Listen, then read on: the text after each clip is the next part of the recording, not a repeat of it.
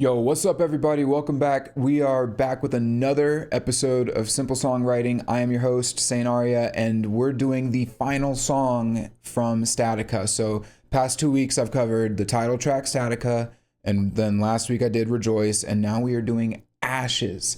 Yeah, this song, super cool song. I'm actually really excited to talk about it because more so than any of the other tracks from this EP, I did not understand this one. I really didn't quite know what it was about. I mean, I obviously have some ideas when you listen to the other songs, and if you know the journey Avenged Sevenfold's kind of been going down with AI, technology, existentialism, those types of things. But I really wasn't quite sure what specifically this song was going for. And through the process of me taking my notes and exploring it, I think I got a good grasp on it, and I'm excited to share. And I hope that you guys can get a kick out of it because this is or can enjoy it because this actually is probably the deepest track on the album, and maybe even my new favorite. So I really it's kind of like the sleeper hit of the album, funnily enough, for me at this point. But yeah, before we really get into it, I don't usually like to bring in like meta references to things, but I'm going to do that just this once here. There's a lot of inspiration from this song, for this song from Wes Lang's artwork. I know obviously Wes Lang did the cover art for Life is But a Dream and Statica, but this seems to be like the most direct reference to his work in terms of like Native American or Western imagery. I'm not going to bring those elements up while discussing it. I'm going to analyze the song based purely on what is within the song. But I thought it was an interesting thing to note. And I think maybe if you stick around for the episode and you kind of see what I'm talking about here, you'll see like there's a lot of similar ideas and themes being portrayed. And if you go and look at some of Wes Lang's artwork that's maybe a little more Western or Native American inspired, I think some of that might make a bit more sense as well, since there is overlap. But anyway, that's a whole separate thing. And then one last little house cleaning thing, or not even house cleaning. At the end of this episode, I do plan on talking about the EP as a whole. I didn't cover Lights because Lights is it's really more of like an intro than anything, and I didn't want to spend a whole episode doing it. But I'll briefly go over Lights, and then I'm excited to discuss the EP as a whole because I do think that there's like a through line for the story here. So we'll do that a little bit. But before we can do that, we got to break down Ashes. So let's get started. I'm going to play it from the beginning. Here we go.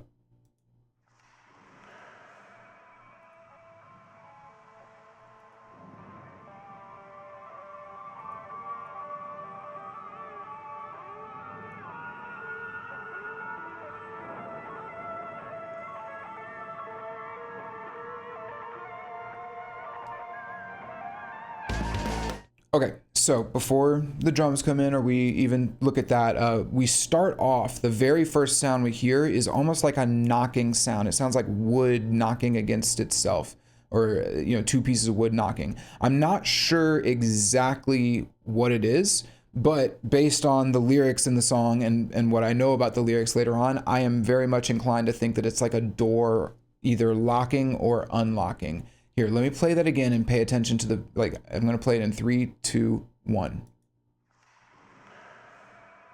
You hear that? It sounds like a door locking.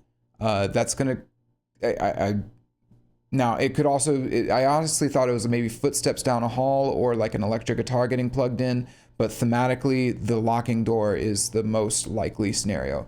Next, we get some like eerie ambient noises, Listen to these synths and how they come in. Very atmospheric, like a long, empty hallway, right? And then in the right ear, the right speaker, you hear this guitar solo. Again, everyone's like, there's no guitar on the album. There's literally a guitar solo at the beginning of this track. And it's a very cool guitar solo as well. Very unorthodox and strange.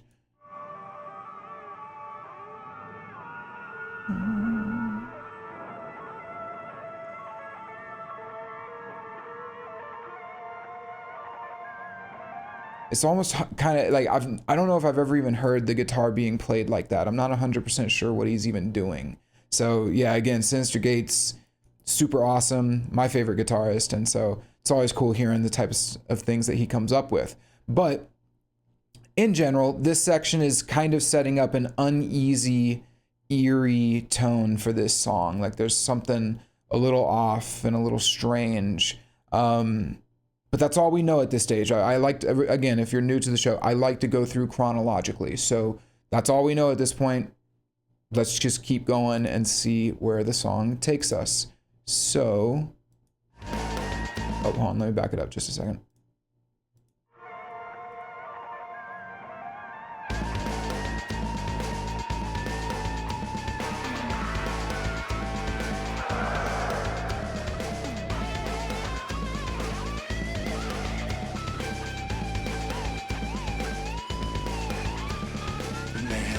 All right, so main thing here is that as that guitar solo on the right from the intro reaches kind of a crescendo, the drums and bass come in, and it's a pretty odd beat.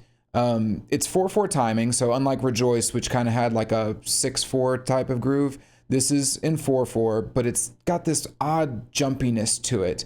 And I think it's because of the drums, they're hitting like a double snare at the, like it go, doom to ba ba, doom to ba, doom to ba ba, doom to ba. Let's for that. Doom to ba ba, doom to ba, doom to ba ba, doom to ba.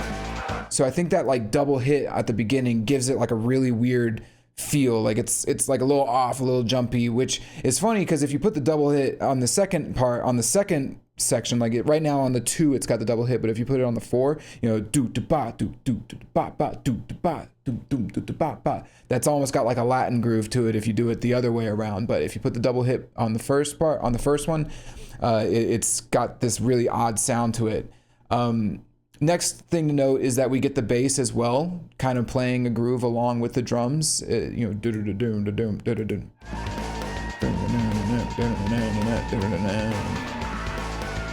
yeah, it's a very stiff, awkward beat, but it kind of seems to just gallop along, like just and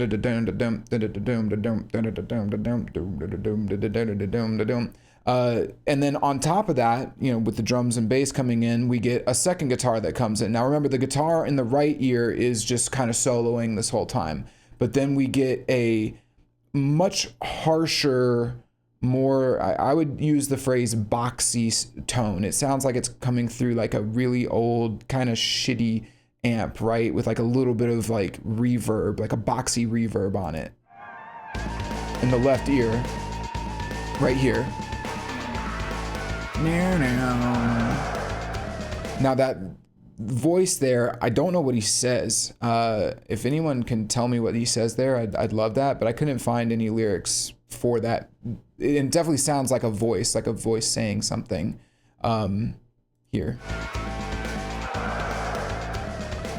I'm not sure what word he's saying. It's hard to tell, but regardless, yeah. So you can hear that boxy guitar a little bit more right now.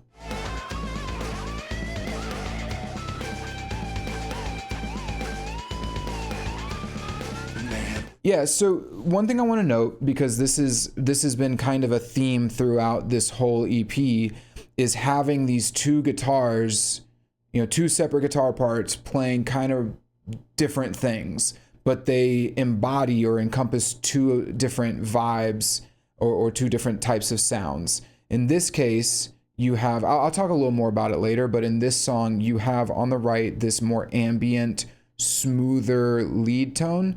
And then in the left, you have this very harsh, grating, boxy tone that's doesn't have a lot of reverb on it, and it just comes off as like scratchy and harsh.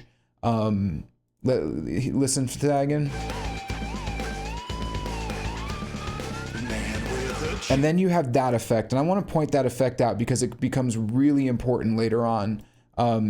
It sounds like he's connected two different effects to a whammy pedal. So when he goes up in pitch, it pitch shifts, right? That's the first effect, is using the whammy pedal to go up as like an octave pedal, not an octave, a whammy pedal. But then the higher up in pitch it goes, the more he's got a tremolo attached to it, which activates more aggressively the higher in pitch it goes, which is really cool. It's like got this, to me, it's almost like, it sounds like it's just getting stressed, like you're pulling. It's like a push pull type of thing where, you know, you go up and it's like, yeah, like it like starts to crackle. Listen to this note here at the very end. You hear how it starts to flutter there at the peak of the note? That's what I'm talking about. That's that tremolo effect. It's really cool. It's a really cool effect. I'll point it out throughout, but just wanted to note it. But yeah, that's it. So we've got our beat, we've got our bass, drums, the two guitars. There aren't any synths or anything. And overall, this does feel kind of sparse, kind of dry, very Life Is But a Dream-esque, so to speak. So, and you heard it there, the vocals just started to come in, so I'm going to rewind it. Let's hear the first verse. Man with a chain across the land, driving a stake where the grass had been. Too many prophets, all of them shoot, pouring again from a broken jar. Okay. So vocals come in, and right off the bat, he has this very like strong, long reverb. Listen to that reverb. Man with a chain across the land.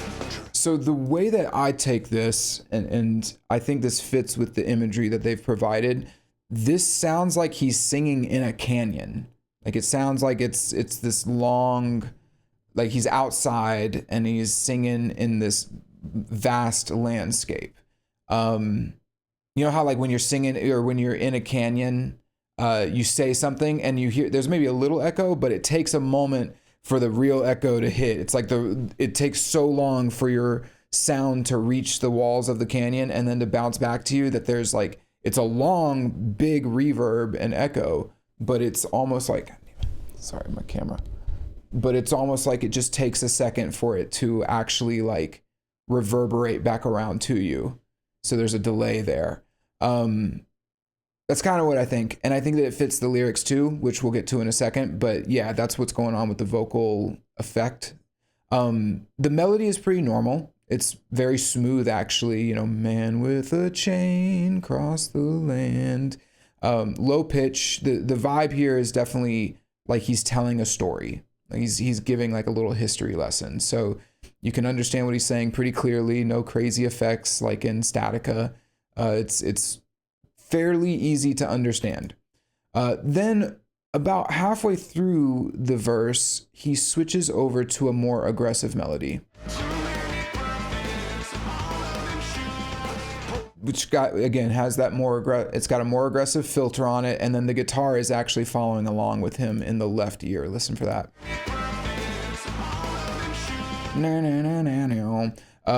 And then after he finishes this line, he kind of goes back to that original tone and sound, just at a higher pitch. Cool. So now what's he actually saying though? So again, the melody is not crazy, but let's get into what he says. So he starts off with, man with a chain crossed the land. So yeah, again, the vibe here is storytelling. He's explaining history to a certain degree. We don't quite know that yet, but again, I wanted to give that little bit of meta reference of like, we're taking some influence from West Lang and the West, right? So, but specifically what this line is referring to is mankind sort of enslaving the land, or at least, introducing, it could be said that he's enslaving, the native people of the land. But again, based on just this line, we wouldn't know that he's specifically talking about the West and the Native Americans. So when you say man with a chain crossed the land, so the idea is he is wrapping a chain across the land. And then the next line, driving a stake where the grass had been, it's the same idea. Like, we've cleared all the grass, there's no more grass here, and we're driving a stake to claim this land, right? It's primed and ready for development. We're getting a Walmart, boys. Yeah, so it's that's what he's talking about. This is a broader line about mankind and what we do when we find a new land, a new world, so to speak. The next line is, too many prophets, all of them sure.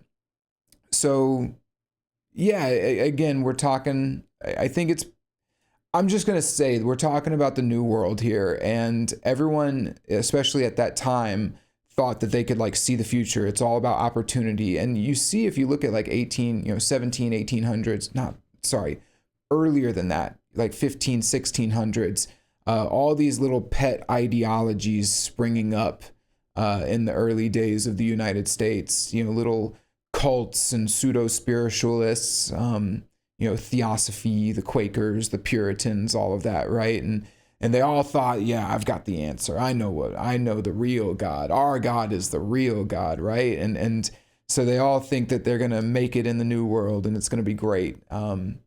And then the next line, though, I think sort of exposes them to a degree. It says, pouring a cure from a brown glass jar. And it's like, despite the holier than thou attitude of a lot of these people, the ambition and holiness that they supposedly proclaimed, they were sinners just like the rest of us. And that's not even getting into the way that like alcoholism was, introduced to the Native Americans to devastating effect, right? So it was like, what we're getting here overall, when we look at this first verse overall, is, again, to a certain extent, the exploration of the West and the beginnings of the United States. But even more so, it's the idea that mankind goes out and enslaves the land, claims it as their own, and then approaches that claim as if they are prophets. They can see the future, they know God, but they're still just as tied to their human tendencies and their human fallibilities as ever, right? They're just as fallible as anyone else, despite all of their grand ambitions and supposed holiness. That's what we're introducing here, kind of both the ambition and the fallibility of humanity. Now it's too early to see quite where this is going yet, but it's a good setup. Like it's setting up that Western mood, right? Which gives us a little bit of insight into why the guitars sound the way they do and the vocals as well. But it also kind of, again, sets up the broader ideas being portrayed here. Like we're talking about humanity as a whole and the land and the world, specifically, or across the land, not necessarily the world as a whole, but like just how man interacts with the land and the world that they inhabit and conquer and lay claim to. So yeah, let's keep going. We have a short little bridge here. And this is something that happens with this song a lot, where there's just these little bridges that allow for guitar improv. Let's play it.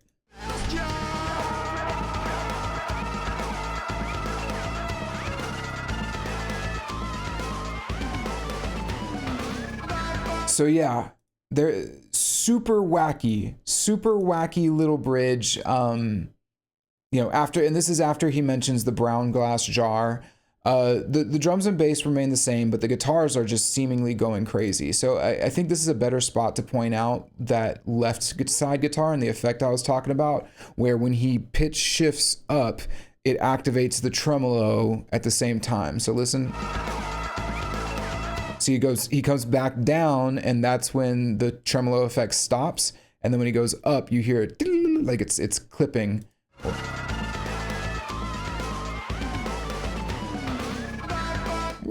You hear that? So it's pretty cool. Yeah, I think with the context of the lyrics, I think we can get a little more insight into what these guitars represent. And I think it's very similar to what they represented in Rejoice. They are like they're kind of the chaos of humanity to a degree. So like humanity imposing itself upon the land in this case. So as we conquer the land, enslave the land, and we're these prophets that are drinking from the brown glass jar, these guitars are kind of going crazy, right? Like that's what it is essentially. I mean, in Rejoice, it was specifically the chaos of the main character and his sort of internal state. But for this is more of like the chaos of us imposing ourselves upon the world. to a degree. That's my best guess at this point, but yeah. Cool guitar work though. I mean, it's so funny. Everyone's saying there's no guitar parts on this EP, and it's just not even true. There's lots of cool guitars on this EP. It's just a little different from what we're used to, which is cool. Let's keep going. So we get another verse section. Let me play it out.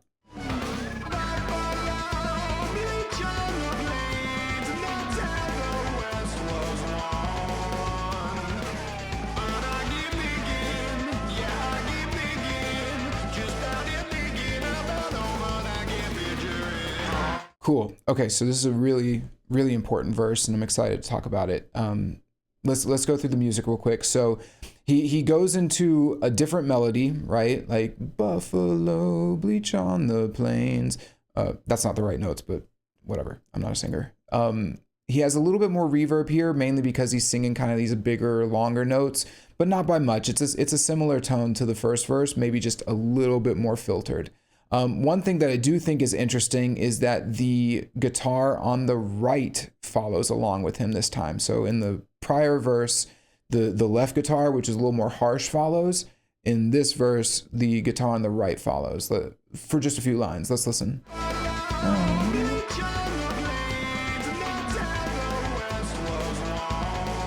Hear that guitar on the right speaker. Now, now, now, now, now.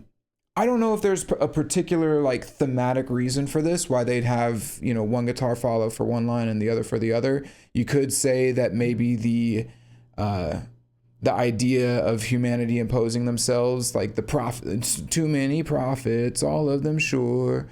That's like a harsher idea than this, but I don't think it is. So part of me thinks that maybe this was just a cool thing that they decided to do to give the song some character. Just have the various guitars follow along at different spots. But yeah, I don't think that it's a particularly thematic reason. I guess that's what I'm getting at. It just kind of sounds cool and it works well.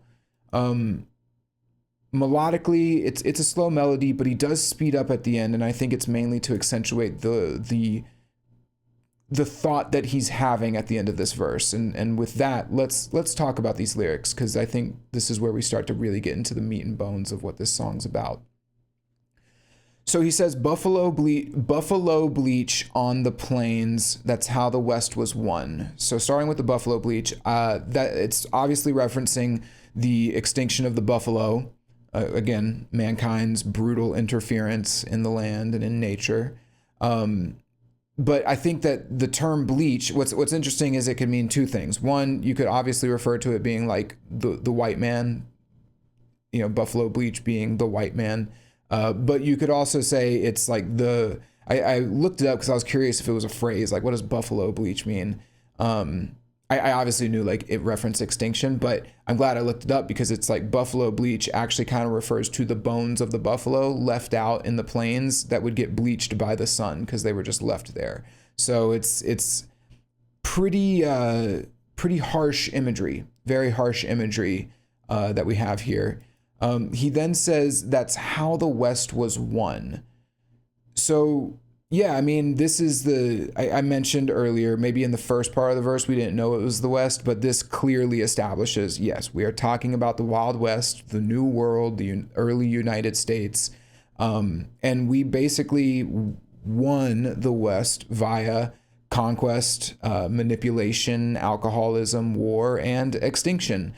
It's a fairly damning scene that he's painting here, right? With these first 6 lines. But then he has a little bit of a switch up. So then he says, but I keep thinking, yeah, I keep thinking, just out here thinking about home, but I can't picture it. So this is a very interesting line, and let's discuss it. So presumably, in this case, our character is not from the Wild West. He's looking back on it. He's reflecting on the West. He lives in the modern world, but when he says, I keep thinking, like he's obviously thinking about the West and it's inspiring some thought within him. He says, I keep thinking 3 times, right?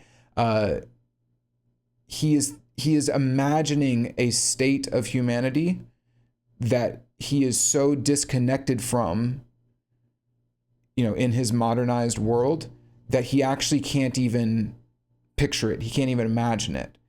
So if you take this holistically with the first verse, you have this idea of like the natural world, the world prior to mankind enslaving it, so to speak. And this was sort of a world that existed that he has never known and that he never will know. And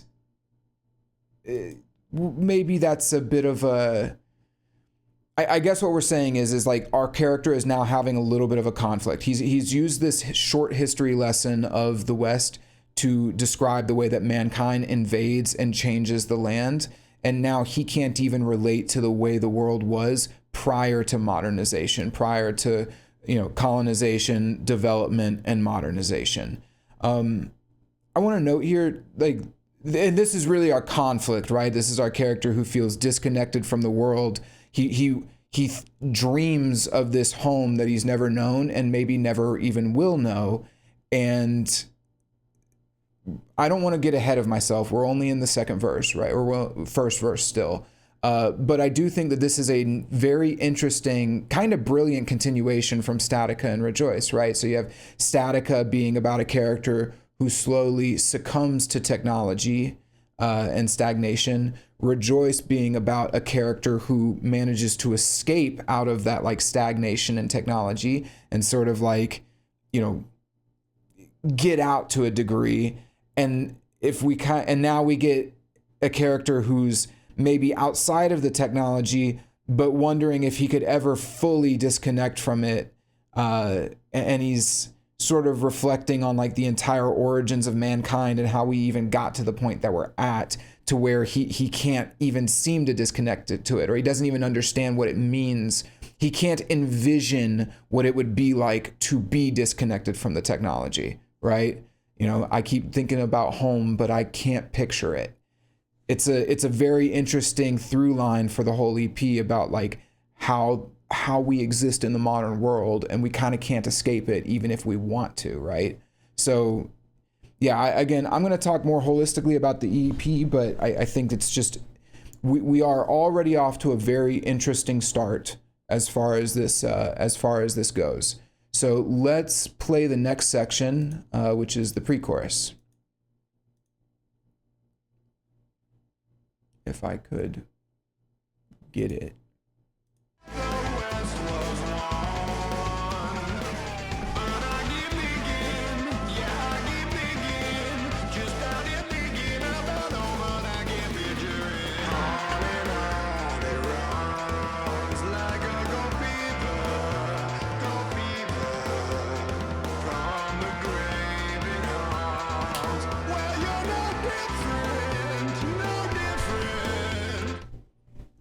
Okay.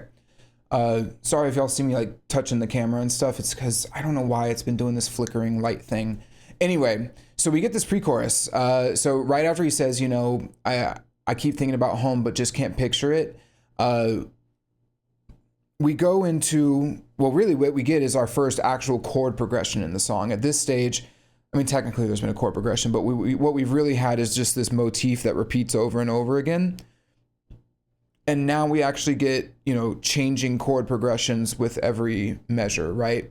So the guitars start playing these very long, kind of higher pitched notes, which I think really open the section up. And I think, again, the tones on the guitars are very interesting, super cool, super engaging tones, very, very bright and shimmering. But also with like a little bit of eeriness. I think the reverb and the way that the reverb is presented gives it an eeriness. Listen for the guitars specifically here. It almost sounds like bells, right? Dang.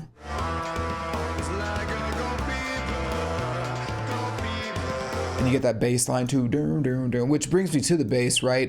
The bass and drums are almost playing the same thing here, but well, let's start with the drums, because one thing I find really cool about this song is that the drums actually play the exact same thing throughout the entire song, or almost the exact same thing, but they make just these tiny little changes that leave a huge impact. So in this case, he removes that double snare that I mentioned earlier. So he's just kind of playing do-ba, do-do-ba.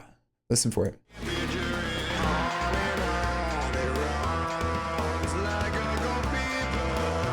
or actually, is that, wait, hold on. Am I wrong? Is that a different beat?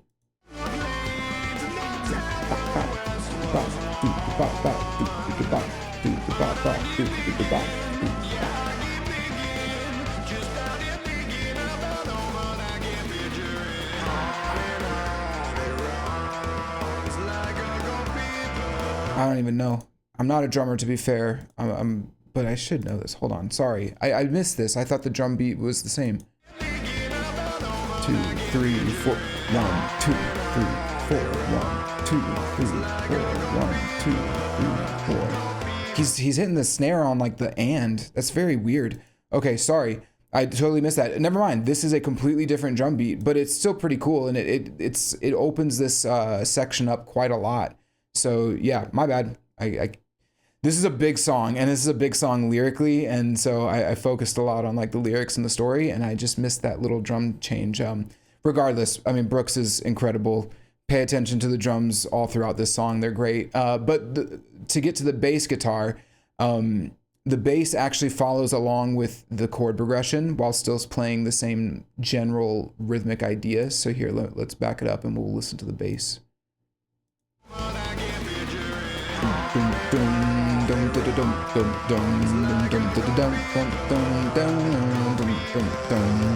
A little bit off there, but yeah, you get the point.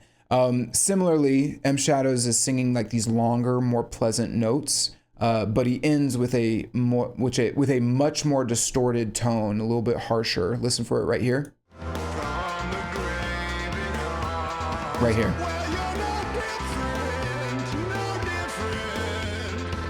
And then you hear that super aggressive tremolo that comes in, that fades in at the end. Super cool. Again, they for all the talk about no guitars, there's so many cool like guitar effects and sounds on this EP. But with that said, let's talk about the lyrics. So he says, "On and on it runs." So yeah, our character, again, he's been contemplating humanity as a whole, right? Like he's contemplating the West specifically, but he says on and on it runs. I think this is specifically referencing like progress and the way that humanity just kind of goes on and on, but let's keep going. Like a gold fever, like a gold fever. So obviously gold fever relates to the gold rush, gold fever, how people were just like running out to the West, to California to search for gold almost rabidly, right? Just greed and ambition like never before. But what our character is specifically saying is that it's like a gold fever, meaning we just keep doing this. And you can draw a lot of similarities to our modern world where we have like the AI race, right? Where we are just, racing towards our doom recklessly, similar to gold fever, the gold rush or whatever. Hold on. Let me just make sure I've got this right. Gold fever. Am I thinking of this? Yeah, it's just a strong feeling of excitement. It's everyone rushing to a place to look for gold. So yeah, I mean, that is what we do as people. We do it over and over again. And he says that from the grave, it hums. So our character, because he is contemplating the West and the mankind who existed in the West, he's getting this hum, this message, right? Not an actual like spiritual talking to ghost thing, but like he's picking up on this sort of idea that's being presented to him, which is, well, you're no different. You're no different. And so the idea with this, you're no different, means that even though earlier in the verses he was condemning the early settlers' actions, to a degree criticizing the prophets who pour cures from glass jars and we bleach the buffalo, and that's how we conquered the West, right? The truth is that we really are the same creatures. We're the same animals, whatever you want to call it, as the civilizations that came before us. We have the same brain, the same anatomy, the same bones, and the same instincts. And so, yeah, we have a tendency to look at those primitive civilizations that came before us, like the gold rush, like, oh, those fools rushing for gold, while we ourselves are just rushing to AI, just looking to, sell our souls to AI despite the risks, right? I mean, one day a future generation will look back on us and likely think the same about us to a degree. So so what we have being presented here is a holistic view of humanity as this sort of species that, even though we keep progressing and on it runs, right? Like it just keeps going. We keep doing the same things, gold fever style. It's like we move forward, but we stay the same. We are still the same. Our nature is the same. And I think that's the concept that our character at this stage is grappling with, and that's why he's had this big setup with the history of the West. Is he's using that as sort of a foundation to establish the similarities, or the sort of what would I call it, like the timeless nature of humanity and the way that we behave. He definitely talks about it more later on, but yeah, this is the crisis he's in, right? It's like he's examining something intrinsic and eternal about the nature of humanity, and it's causing him strife because part of him is searching for a home that existed before all this crazy development and modernization that progress brought along with it, but he doesn't even know how to conceive of it. And so that's kind of our conflict, you know? Now, we'll have to see where it goes, but really what he's getting at is like, what does this mean for him? What does it mean for humanity? I guess we're going to see.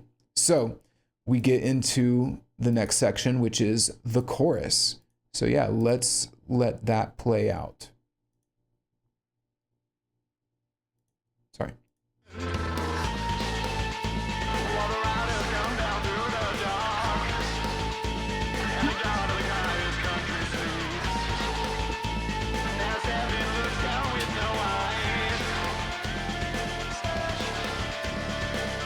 All right, so let's stop there.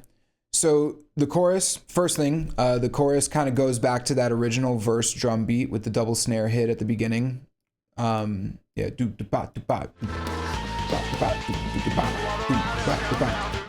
guitars are playing these like really ambient, high-pitched sounds. It's very off-putting and eerie, and it's accentuated by the vocals. So you have two different vocal tracks happening here. You have one that's just sort of, it's not quite a whisper, but it's more like an eerie falsetto sound where he just says like ashes, but in a higher pitched voice. I'm not going to even try to replicate it. You can hear it here, that like ashes, you know. So it's to me, it almost sounds angelic to a degree.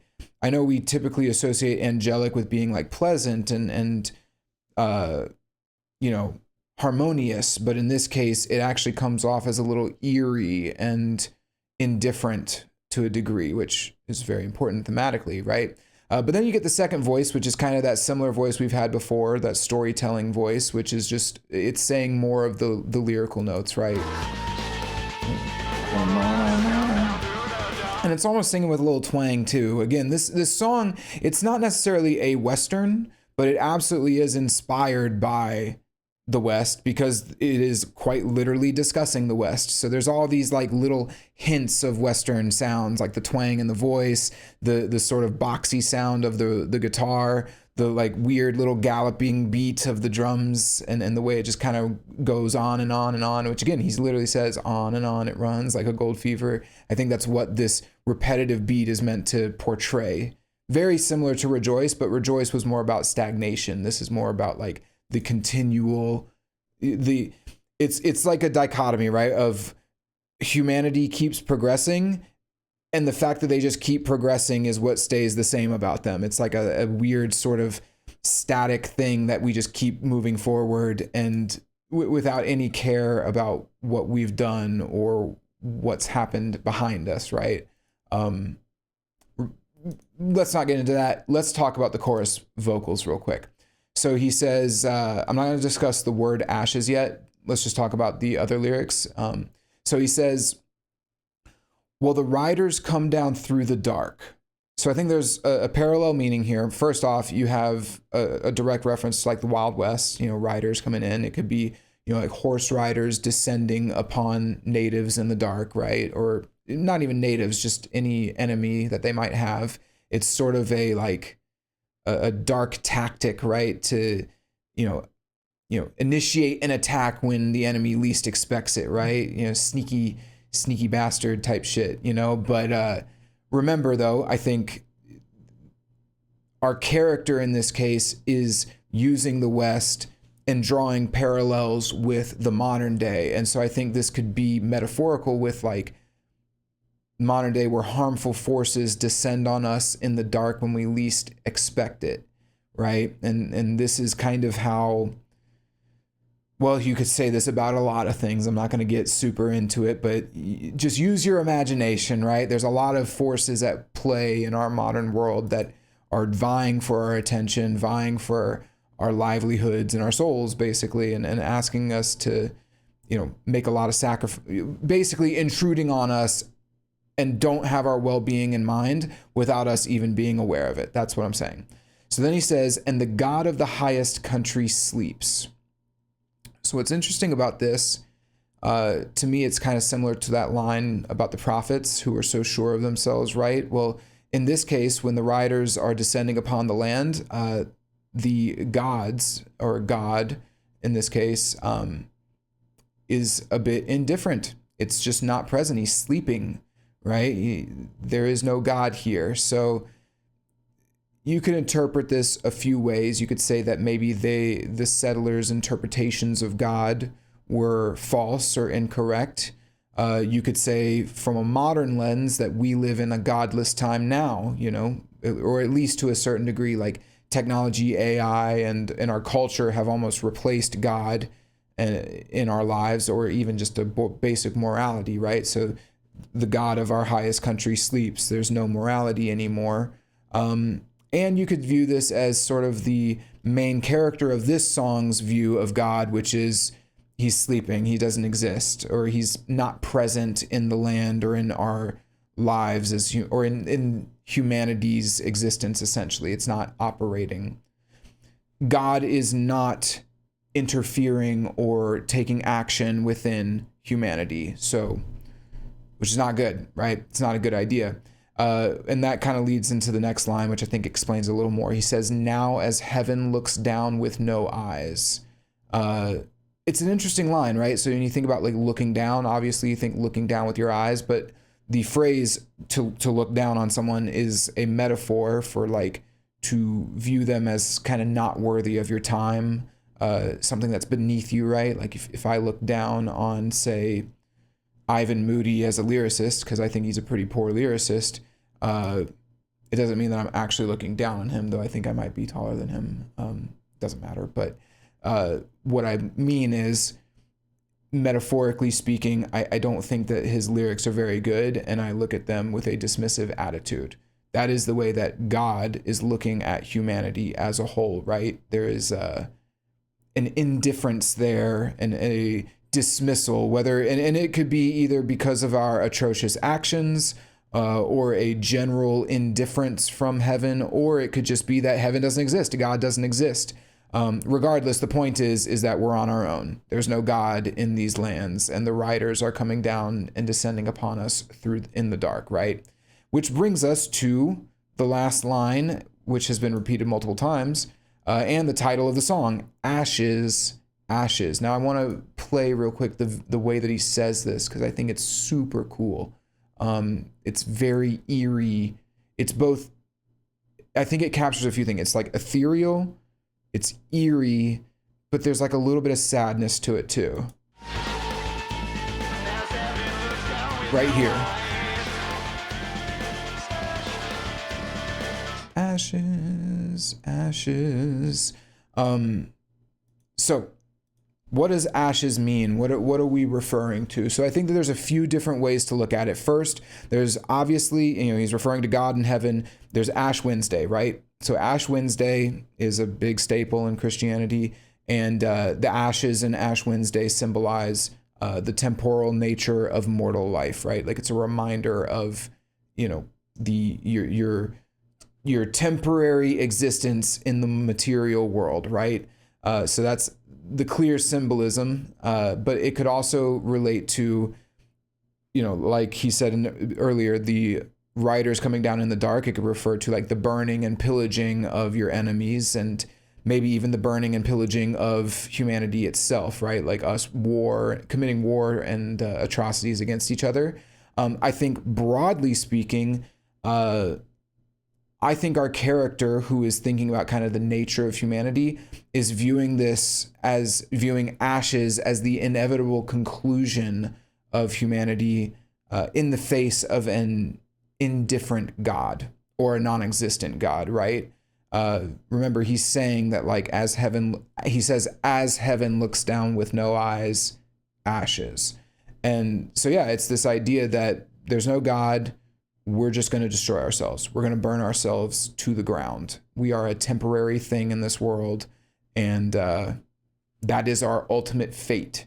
So yeah, holistically, I think this chorus does reveal the broader message of this song, or one of the broader themes of this song, which is like humanity is going to destroy itself, similar to the way that we, burned and pillaged in the West. We're going to, abuse technology or we might just blow ourselves up. Who knows? But what he's saying is it's just in our nature. We do things out of greed or ambition. We, cause things to go extinct and commit atrocities against each other. We lie and manipulate like a gold fever. We're no different than our forefathers, and the generations that come after us will be no different from us. It's almost like this is like a fatal flaw in humanity. I think this is the perspective of our main character. So yeah, it's a pretty nihilistic message, all things considered. I think that's why there is like a little hint of sadness in this chorus. It's like, to the main character, the conclusion is inevitable. We're just going to be ashes in the end. There is no God, and if there is, he's completely indifferent to the atrocities that we commit and what we're doing. And at some point, we're just going to be nothing but dust. Yeah, that's where we're at the end of this first chorus. I mean, truthfully, it's a pretty awesome chorus. Like, we have some really big ideas being presented here, right? This huge existential crisis about the nature of humanity, but we do have a specific character who is contemplating all of this, and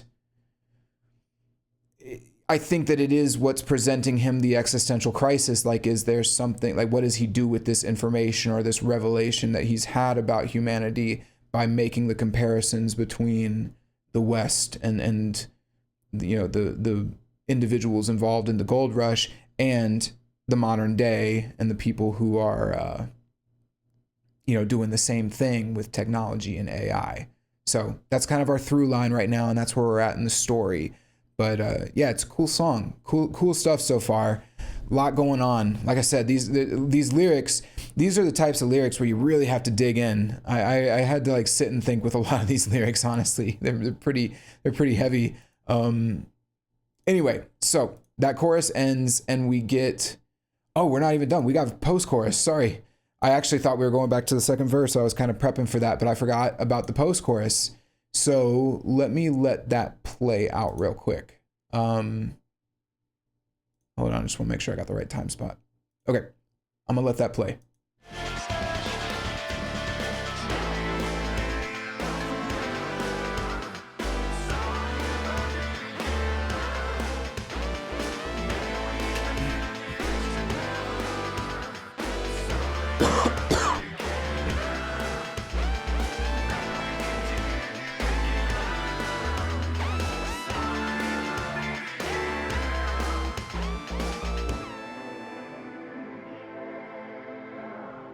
Okay, so let's pause there real quick. Excuse me. I hate drinking water during these things, but I gotta help my voice out. It gets all scratchy. I just be yapping. I've been yapping for 50 minutes already. My stupid camera's doing that thing again. Hold on. All right, I don't know how to get it stopped, so whatever. Sorry, guys. Okay, so the post-chorus. Most notably, in this post-chorus, all the guitars cut out. It's a pretty interesting, like... I'm sorry, that is so distracting. It's so hard for me to focus with that. There we go. Okay. Son of a bitch. Whatever. All right, so most notably in this post-chorus, the harsh guitars kind of cut out, and we get these huge synths playing. They're like massive synths.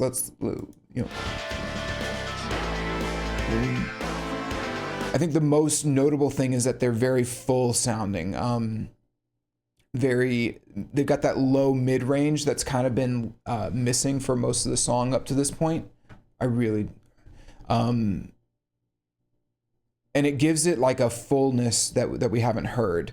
The drums also go back to a similar beat, or a simpler beat, sorry.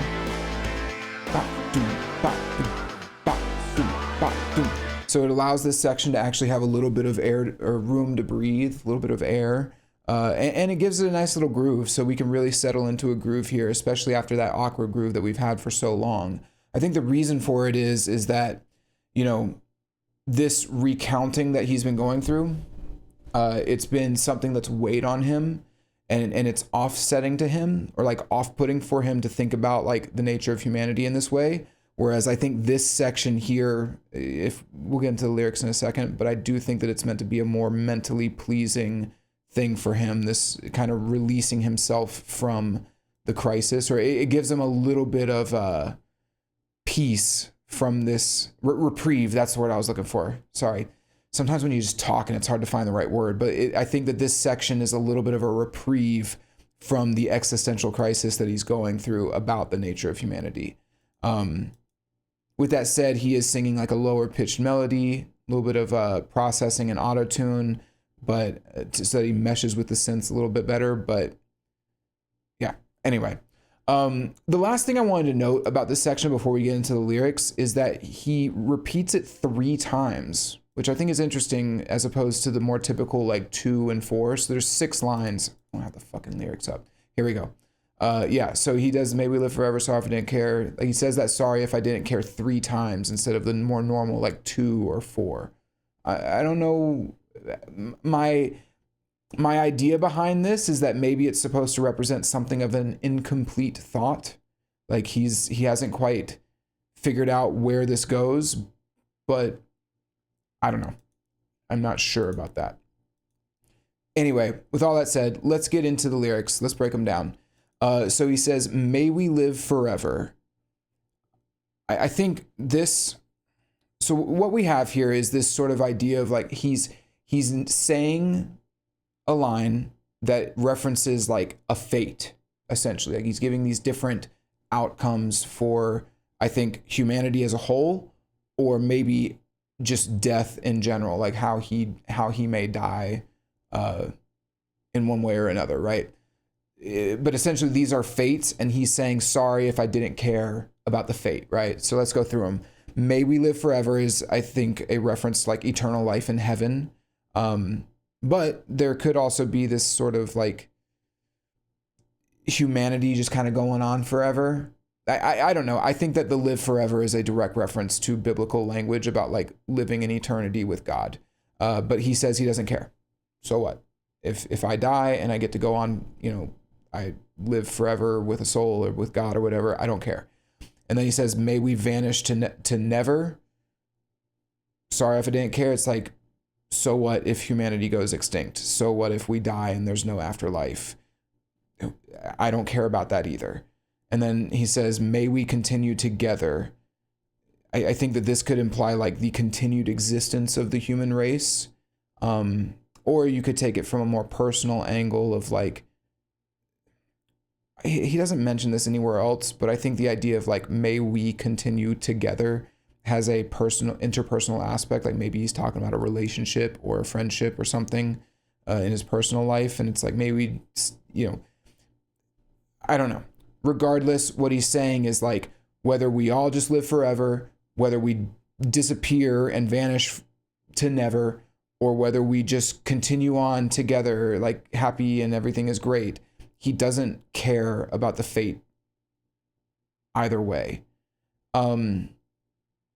Again, this pretty, well, let's back up. Let me pause for just a second. I feel like I'm rambling a little bit. In summary here, he's contemplated the fate of humanity and determined that it's ashes. There's no God, or at least it's an indifferent God, and ashes is our ultimate fate. It's almost inevitable, right? This is giving him somewhat of an existential crisis, whether, you know, it relates to humanity as a whole or to just his own personal life and how he may die and what his fate may be after death. I think what he's saying here is like, once our species is extinct, does the spiritual fate after death even matter, considering like how transient all of this is? Sorry, there was a noise. Essentially, he's saying that regardless of his own fate or the fate of humanity, none of it really seems to matter in the grand scheme of things, because again, humanity is just kind of this blip. I almost don't want to talk too much about this yet, because the reason, that's why I'm hesitating, because I have a whole blurb. The outro of this song is very revealing, and I don't want to spoil too much of it. But what we have here is a character who's going through an existential crisis about his own nature and the nature of humanity, and he's just sort of become indifferent to how, like, all of these things that everyone else thinks are so important, right? Like your afterlife, your soul, your fate after death, etc., right? So yeah, I mean, everyone cares about this because death is sort of like the end result or the ending for all humans. We all go there. It's the journey we all take. It's like a collective shared thing that we all experience. And yet he's so disconnected from humanity that he just really doesn't care about any of it. Yeah, that's about it. I think I've reiterated that more than I need to. Let's just keep going. Let's keep going. Sorry. So everything cuts out briefly after he says that, and you just hear a very echoey didn't care.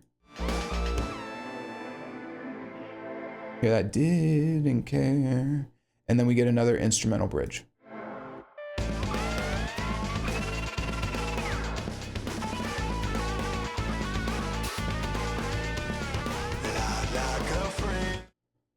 Okay, so before we even bring back the vocals, after all of these big, profound revelations that he's had that led him to like the fate of humanity, and then this sort of like, again, I mentioned that the post-chorus was maybe even a little bit of a reprieve for him to just say, I don't care about any of this. I release myself from all of this. You know, I don't care about the things that everyone else seems to care about in terms of death, afterlife, vanishing, or living eternally. None of that matters. It seems as though, okay, maybe we've reached a more pleasant point, and yet we crash right back down, and the guitars are as chaotic as ever here in this little bridge, you know?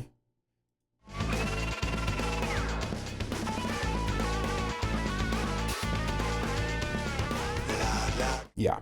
So I think, yeah, so here I have a few notes, and I want to talk about the guitars as a whole throughout this EP. I think, so the guitars have been used. I know I mentioned this earlier, but I'll go a little more in detail here. So the guitars have been used to describe various types of chaos. On Lights, they sort of, they describe the eerie indifference of AI and technology. On Statica, they were representative of like the character's descent into stagnation, that sort of like turmoil that he experiences as he descends further into technology and that static state. On Rejoice, they are the growing sense of unease with the stagnation. So even though you have this constant repetitive beat that plays throughout all of Rejoice, these guitars build and build and build until our character reaches a breaking point. And then now on Ashes, they represent kind of a similar thing, but it's more of like that existential crisis and confusion that the main character is experiencing. You know, our character is connecting some fairly broad dots regarding humanity by looking at various generations and time periods. And it's leading to a fairly sobering conclusion that, like, you know, dark forces descending upon us that want to do us harm, interspecies conflict, and then like an indifferent God looking down on us with no eyes, right? Our character really isn't doing so great, and his only reprieve from this crisis seems to be to just not care and swear it all off and remain indifferent. But as he said before, he keeps thinking. He can't stop thinking. So it's not like he says he doesn't care, but maybe not. And so, yeah, these guitars really do represent that harshness of reality that he's slowly coming to terms with. Plus, they're also pretty cool. They're cool little guitar parts to listen to. But yeah, I don't think that a lot of people understand that like they are purposefully harsh. It's meant to be a little grating. It's meant to be like sandpaper to a degree, because our character, this is like the basis for the mix in Life is But a Dream, by the way, but it's like our character is not having a good time. He is in fact having a really bad time. He's having a bad time with existence itself. You know, it seems almost obvious to say, but it's like if you're going to write a song about the torture, where like you're writing a song and it's about how existence itself feels torturous and is causing you pain. Not sad, not depression, nothing like that. It's like just static existence is actually causing you pain. It doesn't make sense. I know people want it to, but it doesn't make sense for the guitars to sound super pleasant and awesome and shreddy and cool the way that like they, you know, Avenged has made them sound in the past. That's not what they're doing with Life is But a Dream and with this record, right? It's about setting the tone that's actually definitive or actually descriptive of what the character is feeling, and it's not a good feeling. So that's why it's harsh. That's why it sounds the way that it sounds. You know, thematic music making. That's the point. With that said, let's get into the second verse. I'm gonna just let it play out.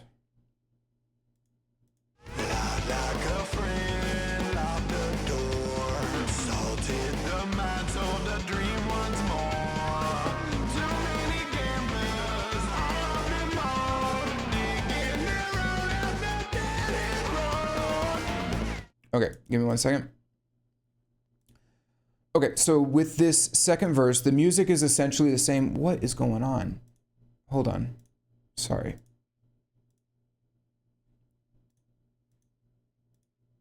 Why does it have the wrong picture? I don't want to talk about this with the wrong picture.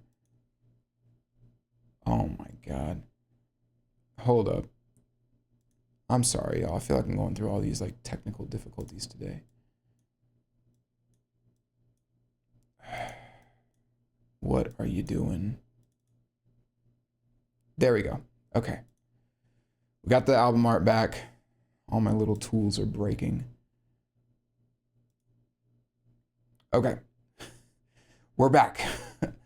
All right, so yeah, the music here is essentially the same as the second verse. Again, aside from some wacky different guitar parts, it's essentially the same. So now we can talk about this verse. So he says, or the lyrics. Let me get some water real quick before we dig in.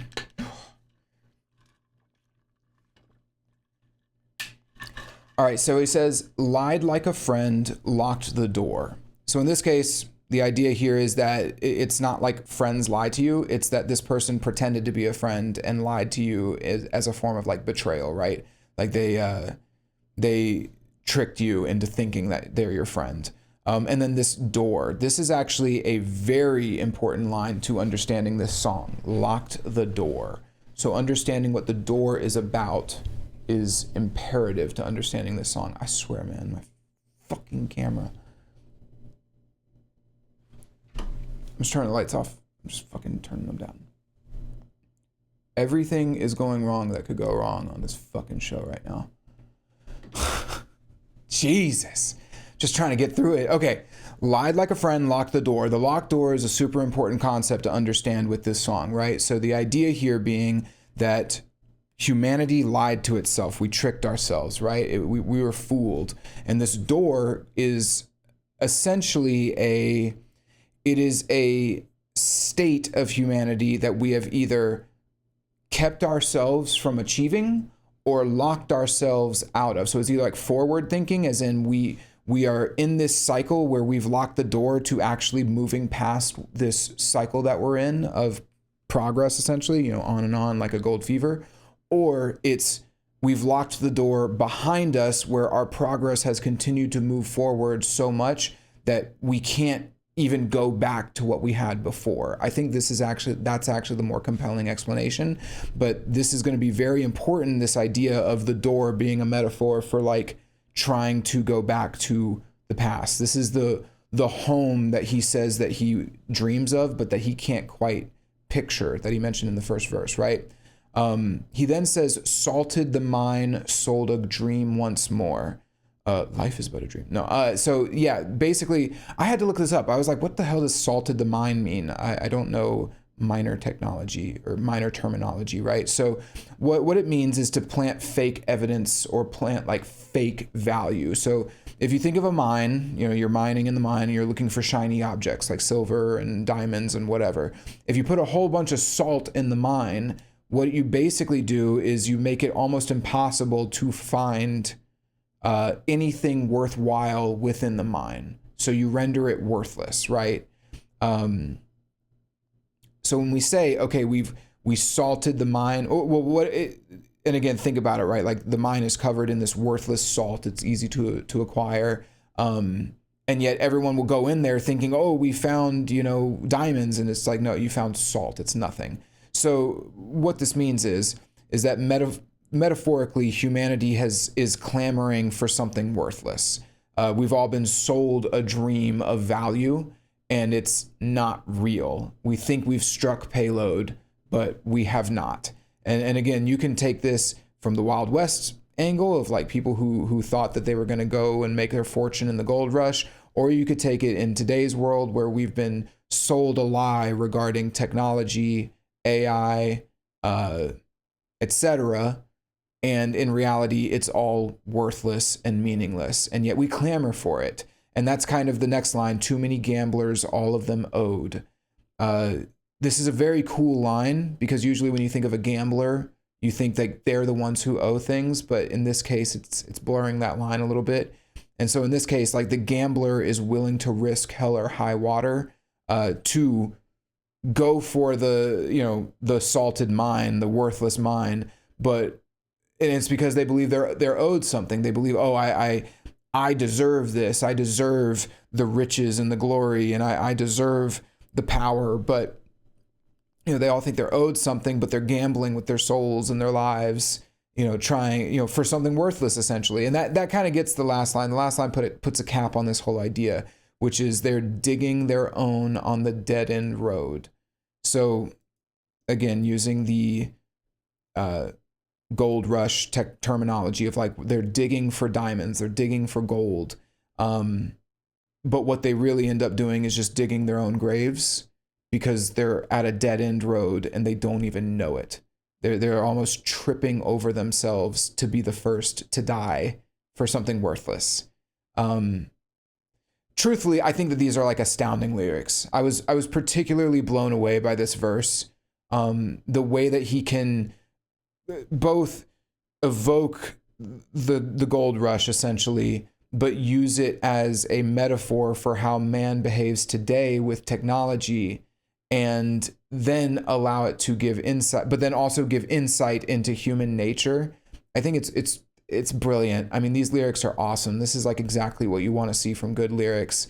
You know, so to summarize here, basically, we as people are always in a rush for what looks appealing without recognizing that it's actually worthless. And we're so in a rush to get it that we actually gamble our own lives and metaphorically dig our own graves without ever even realizing that we've just been sold a lie. It's all fake, right? So yeah, I mean, again, it's very clearly referential to the gold rush and gold fever, but also it's absolutely a parallel with today and the way that we treat things like AI and technology. We're all clamoring for AI. I mean, hell, I'm victim of that too. I use AI to help me out at work, and it helped me design some stuff for the show as well. And it's like, yeah, AI is super cool, right? But we all know, and all the tech companies are, what's the new AI? How can we get more AI? And yet every sci-fi story ever told has shown us how AI can just kill us all. It's going to obliterate us. It's going to be the end of us. So it's like, yeah, I mean, perfect lyrics as far as I'm concerned. This is probably my favorite section of the song. You know, the imagery, the metaphors, the parallels between the past and the present and the narration that the character in this song is trying to create, the message that the character in this song is trying to create, and then ultimately the idea and theme being portrayed in such a vivid way. It's really great. Like, these are top tier lyrics. So yeah, great shit. That brings us to our next section, which is another little guitar blurb. So let's let that play.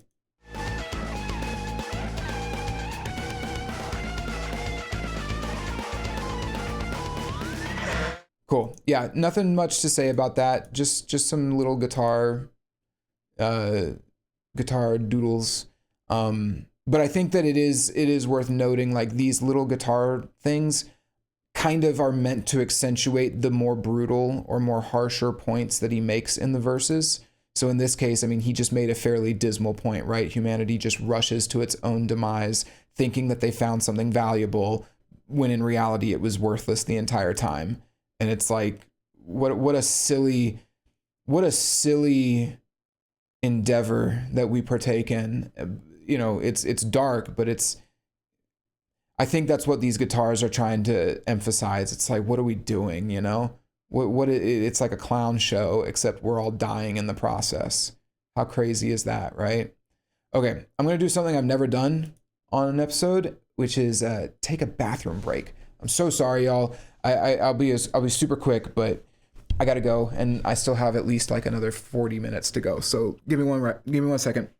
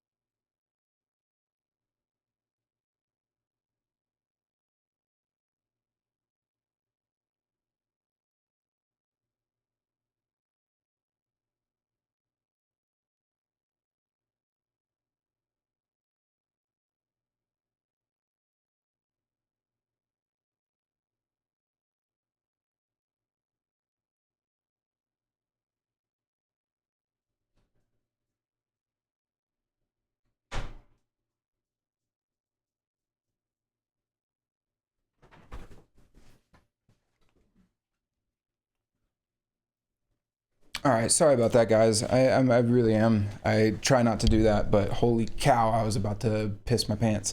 Okay, let's let this pre-chorus play out.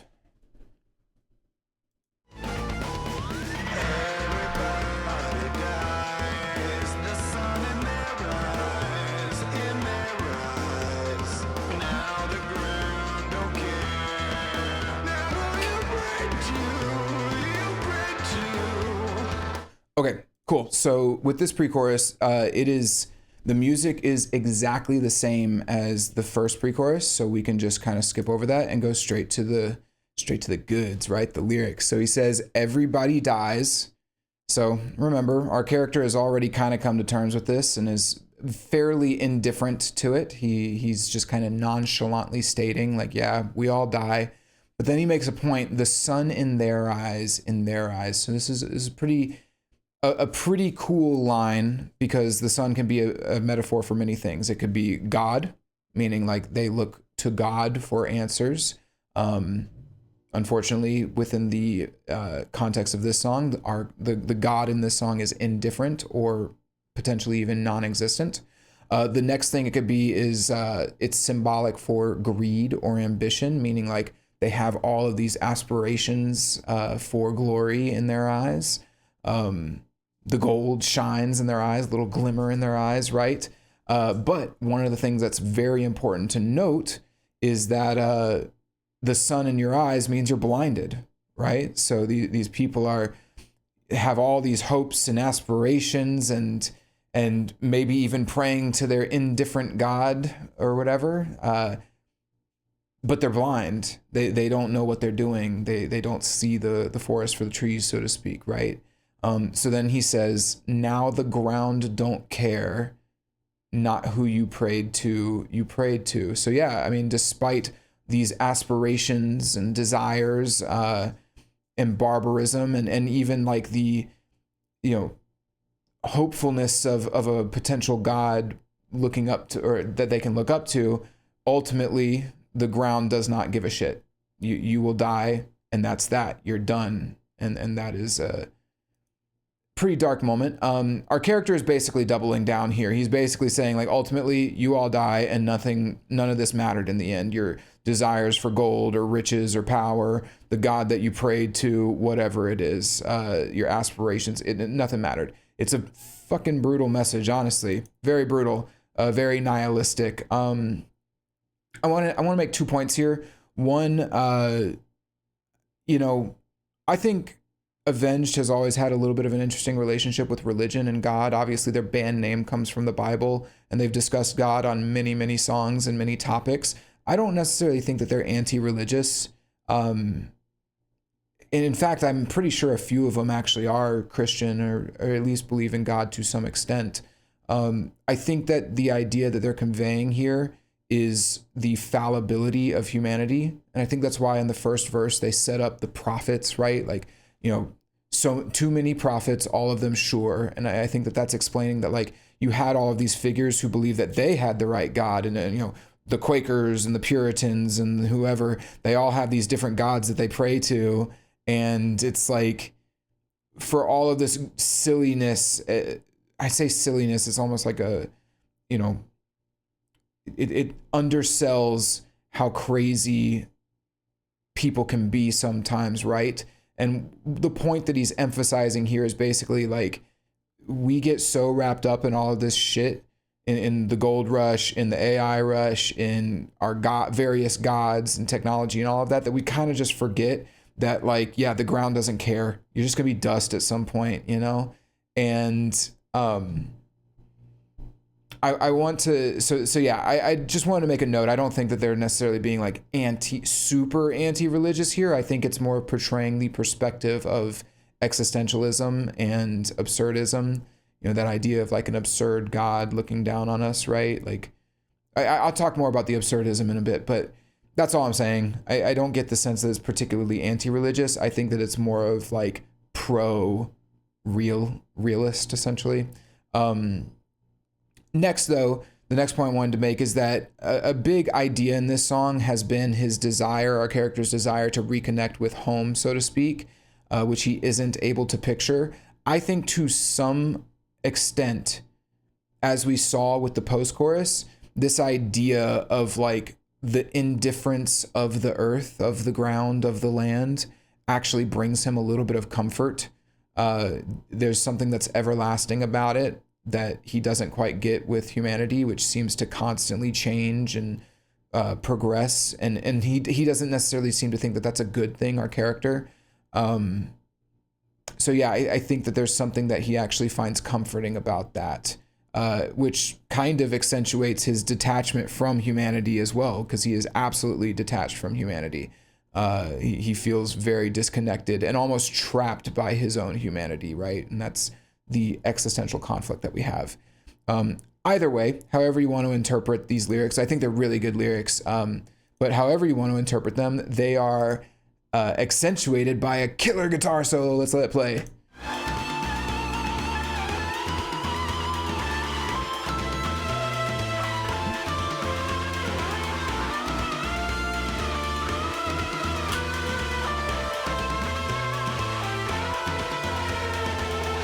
Okay, so let's stop it there. So, obviously the character just said, like, the ground don't care, not who you prayed to. Basically condemning everyone who he's condemning basically all of humanity to a degree. He's saying all of this crap that y'all care about, none of it really matters.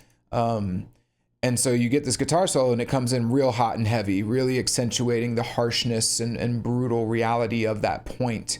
And yeah, it's very distorted, very aggressive, extremely harsh, like surprisingly harsh. Yeah, I would see this as sort of like a peak of the one of the peaks of the existential crisis. Essentially, this is him really like bashing his head against a wall to a degree, or like doubling down on like the brutality of the world and his frustration with humanity as a whole. I think that's what this is. So on top of the guitar solo though, aside from that, we do get a little extra percussion in the left speaker, which is kind of cool. And then we get like a melancholy, it sounds like a synth, but it very well could be a guitar, but whatever, it's playing like some melancholy chords in the right speaker. Listen for the percussion in the left and the melancholy chords in the right. Right here.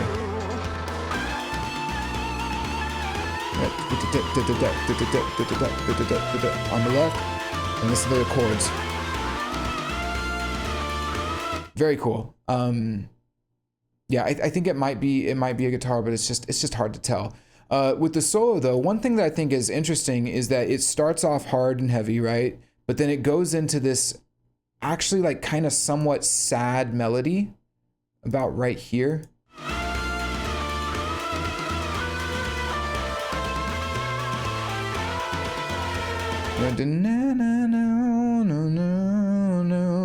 There's something a little depressing about that, a little sad. And I think that is, I alluded to this earlier with the post-chorus. I think I was having, and I apologize guys, sometimes it's hard to really get all the thoughts out concisely, but with the post-chorus earlier, I don't think I made my point clear here. He is taking some degree of comfort in being indifferent to the, nature of humanity, to the fate of humanity, death, all of it, right? Like he feels detached and disconnected, and he's finding some degree of comfort in that just sort of brutal reality of like, nope, you're just going to die and you're going to enter the ground. And after that, none of what you did really matters, right? But there is like a hint of sadness in there, just like there's a little bit of sadness here. And despite his claims that he doesn't care, he sure is talking about it a lot, and he actually does seem to care a lot. It's this whole conflict seems to be causing him a lot of strife and struggle. And he literally says, I can't stop thinking about home, So I think that there is a bit of a like reverse thing happening where he actually does care a lot. He's just sort of telling himself that he doesn't. And so this brutal reality that he's come to, I think there's a bit of a dissatisfaction, right? And sadness that he has. And I think I'm right on that, considering how, what happens, but we're not there yet. So let's keep going. That's the guitar solo. Again, it's sort of the embodiment of this brutal view that he has taken on, this indifference that he has taken on. Nihilistic indifference, which he then reasserts with another chorus. This chorus is exactly the same as the first, so we're not going to go through it. But yeah, it's just a reassertion of what he thinks the fate of humanity is, which is just ashes, from an indifferent, in the presence of an indifferent God. And then we have a post-chorus, which is, again, the same as the first post-chorus, which is his reassertion of his indifference to both his own fate and the fate of humanity. Cool. And yet, as I said, doesn't seem like this is the full story for this character. So what we get is, after that second post-chorus, is we get an interlude. And let's let that play out for a moment.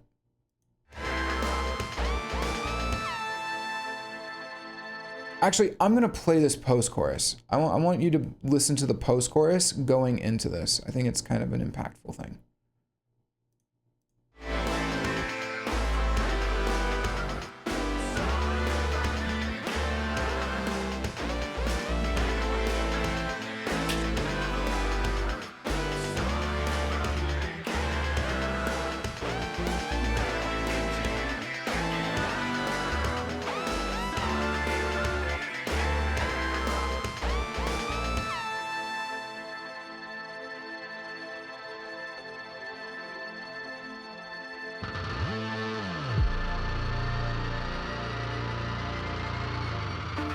So the reason I did that was because I mentioned on the first post-chorus that the fact that it repeats 3 times Like there's 3 sections instead of the typical like 2 or 4, made it seem like there was an incomplete thought.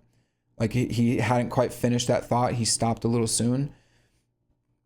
I think that this outro is kind of him continuing down that train of like, sorry if I didn't care.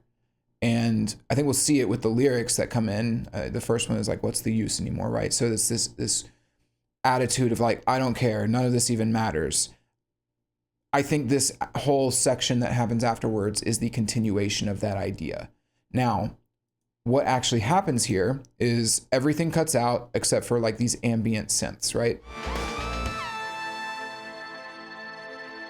And then right around here, you get this really heavy guitar sound. To me, it sounds like an engine revving or something, like just real, and then it revs up and then hits a low note down. And then when it hits that low note, there's also like a kick drum or maybe it's a tom in the right speaker that hits at the same time.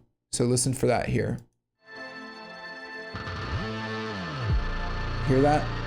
It might be like a synth kick, but regardless, that's it's a very off-putting sound. And then at the same time as that heavy guitar is sort of playing, you get like a rising synth in the background that's like building us into the next section.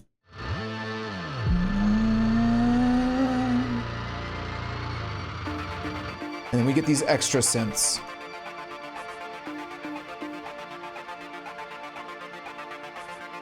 Well, I say synths.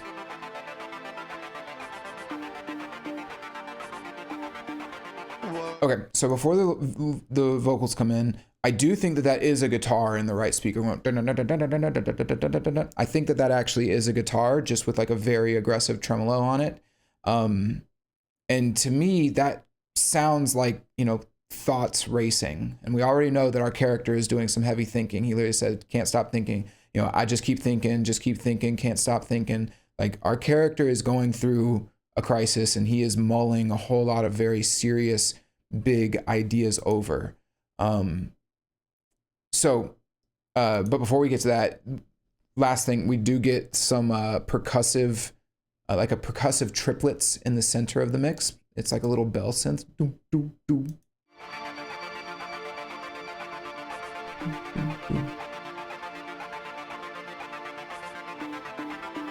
And then you get like a little bit of light percussion in the right speaker going like chi-chi, chi-chi.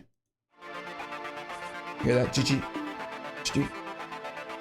So anyway, those are the musical elements. But before we get the vocals, I want to describe this section in a lot of ways feels like a breath of fresh air from like the chaos of the rest of the song. There's like definitely this idea of, this has to come to a head. Like it just keeps going, It's similar to Rejoice, where throughout Rejoice, they had this same beat that played throughout and then cut to these synths to sort of express a revelation and a break away from that stagnation, right? What's interesting about this song is that, yeah, you have that same, like, the same drum beat plays for, what is it, like almost 4 minutes, or a very similar drum beat. And it's like this thing that just keeps going on and on and on. Which is actually lyrics that he says in the song, on and on it runs.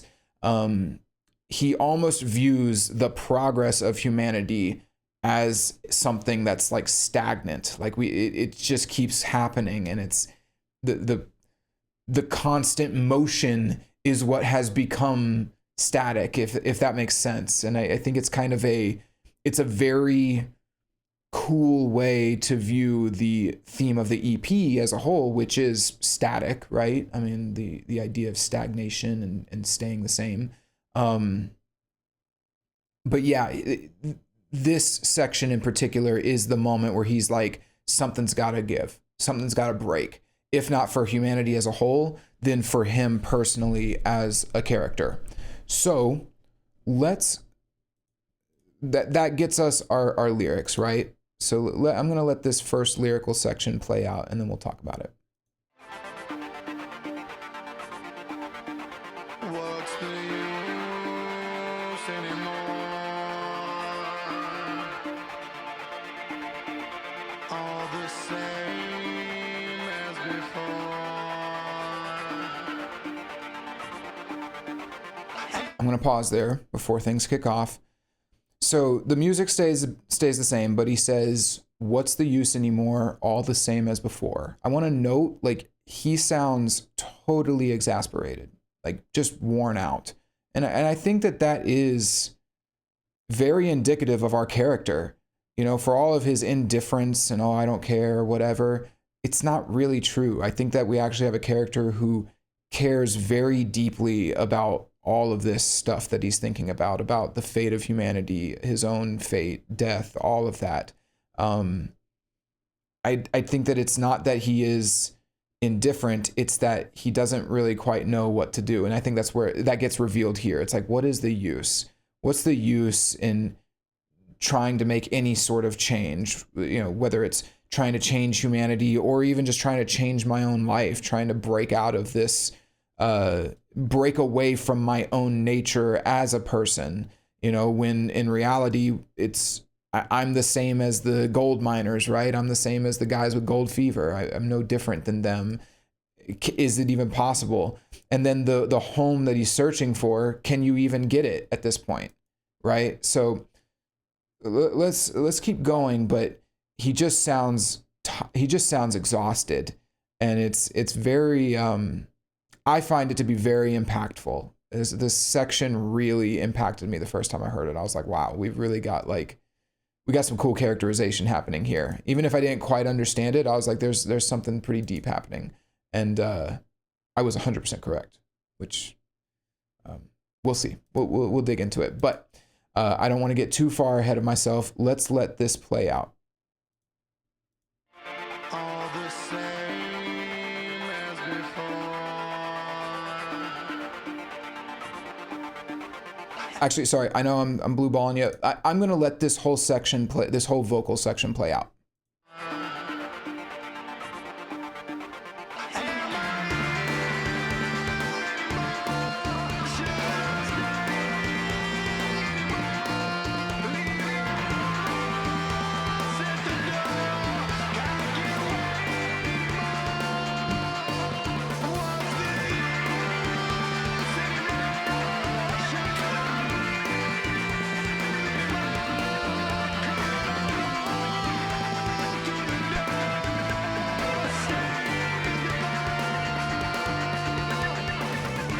Okay, I'm going to pause there. And before we get into the vocals, because I really want to talk about these lyrics big time, let's talk about the instrumental section. So at 4:45, the drums come in. It's a pretty it's a pretty intense beat. But what's funny is that it's actually kind of similar to the beat that's been playing throughout the whole thing, which I think is actually very important, and I'll talk about that in a second. But like, it is a very similar do ba do. You know?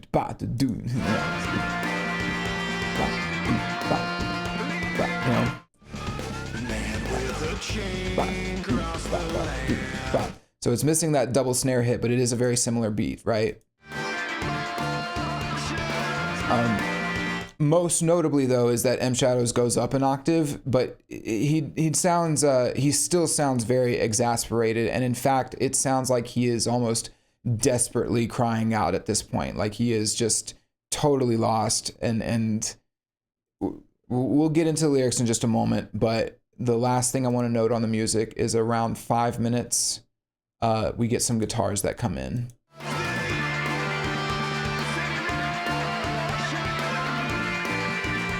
They're kind of tough to hear, but the whole idea is like this whole section really is just a continual build up, layering of ideas and thoughts and all of that. And I think it's pretty cool. I think it builds to a very suitable climax, but in order to fully appreciate that climax, we need to take a look at the lyrics.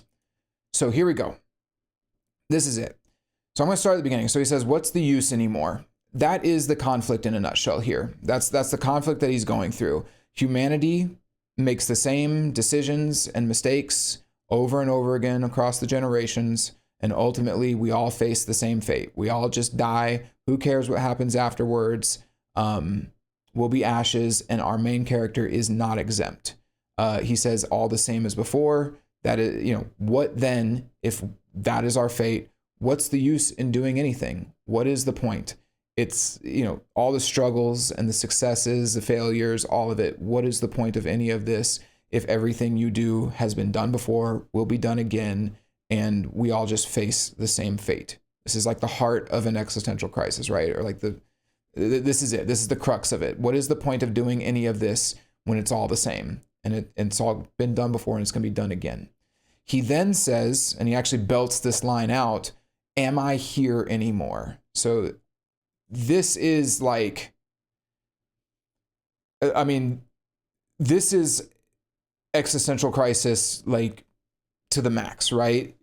Existence. You even question your own existence. He is so disconnected from humanity, disconnected from the world around him. And he has almost like multiple centuries and multiple generations of humanity flowing in and out of his mind. He's contemplating time in a way that a lot of people don't contemplate time. And it's leading him to this conclusion that, like, if none of this matters, everything stays the same throughout time, and he will die and be forgotten just like everyone else dies and is eventually forgotten. Can he even definitively say, with this broader view of time, that he existed in the first place? Am I here anymore? He doesn't even understand that's what it is. I mean, can he say that he is even existing at this stage if he knows, like, okay, at some point I'm just not even going to be there? There was a time where I didn't exist. There's a time where I won't, in the future, where I won't exist. And I feel so detached from the present that do I even exist at all? So then he says, should I stay anymore? This is a very dark line with a few different implications. So the obvious thing here, the obvious implication is, self-deletion. Not trying to get flagged by YouTube, but like, it's self-deletion. And this is very reminiscent of Death, the song Death from Life is But a Dream. And I mentioned this earlier, this is a pretty big concept in like absurdism and existentialism, where it's like you coming to the rational conclusion to no longer be alive. Like it's absurd to live. So you can rationally deduce that you just need to end your life, right? It's absurd to just continue to exist, right? Like the myth of Sisyphus and all of that, right? Just pushing up a boulder. What's the point? Why? Like, this is all this is. Why am I doing this? That's again, the song Death from Life is But a Dream. It's like this rational calculation that, like, I think I'd like to just not exist today. I think today is the day that I decide that I no longer want to exist. So I think that is one interpretation of should I stay anymore. But another line, and it's this, you kind of get this from the next line where he says, leave your rules at the door. I think that he is questioning his place in like the modernized world as well, and questioning if he should just leave all this behind, right? Remember, the door from verse 2 represented like a state of humanity that we have locked ourselves out of and can no longer achieve or access because we lied to ourselves, right? Lied like a friend, locked the door, salted the mind, sold a dream once more. It's like we have that's the issue that we've run into. We've decided to chase worthless material things, and in doing so have locked ourselves out of another path. And I choose to think that that is like the past. Like, we've decided to get into this. It's honestly like what's the word? What's the word? Like a jumbo shrimp or whatever. What we've reached is a state of static progression, where we just keep moving forward, and we never can. We lose what was in the past, right? We lose a better state, or we don't think about what we've lost in the progress, right? And so that's what the door represents. So when he says leave your rules at the door, I think what he means is he's saying that if we ever actually wanted to change our lives, like if we wanted to stop the progression of AI, if we wanted to go back to a time where things were a little bit simpler and easier to comprehend or easier to understand, a more natural way of living, so to speak, whatever you want to call it, like the Native Americans or whatever, we would have to leave behind a lot of the staples of the modern world. And that's a difficult thing, right? I mean, could you throw away your cell phone? Would you be willing to do that and just never have a cell phone again? It's tough, right? We all acknowledge how much time we waste on our cell phones and how worthless a lot of that time wasted is. But can we really definitively say that if given the option, we would actually release it and leave it at the door in order to walk through the door and access something new, or something old, right? An older, simpler, more peaceful way of living. It's tough. It's quite the question, right? But our character seems ready to do it. He's saying, leave your rules at the door. I can't wait anymore. And so regardless, he himself is desperate to break through, right? He's desperate to go back and go through that door, because what he's dealing with, it's becoming almost unbearable for him. I mean, what's the use anymore? All the same as before. He's quite literally contemplating, ending his own life. Something's got to break for this character. But again, him saying like, I can't wait anymore. It doesn't necessarily have to be about death. It could just be about him achieving some type of like a spiritual return to form, right? For him, and by extension for humanity, right? Like, are we going to make the change or not? So then we get the repeat. So that's where one section ends and another begins, right? And but unfortunately he says, what's the use anymore? Now, this line, after saying, leave your rules at the door, I can't wait anymore, repeating what's the use anymore almost comes off as a little bit odd to me. It seems like a regression, right? He just said he can't wait anymore, but now this is almost like a hesitation, like he's reverting back, or like he's like, what? I can't wait anymore, but what is even the use? And this is, further developed. Should I leave anymore? So he's almost immediately contradicting himself. And this is what I mean by like, this is kind of a tragic character. This is someone who really is exasperated, lost, and going through a crisis. He's at the stage where he's like, I don't know. Is it even worth trying to leave? Is it even worth ending my own life? Is anything worth it? And it's sad. And so then we get the last two lines where he says, could I walk through the door same as before?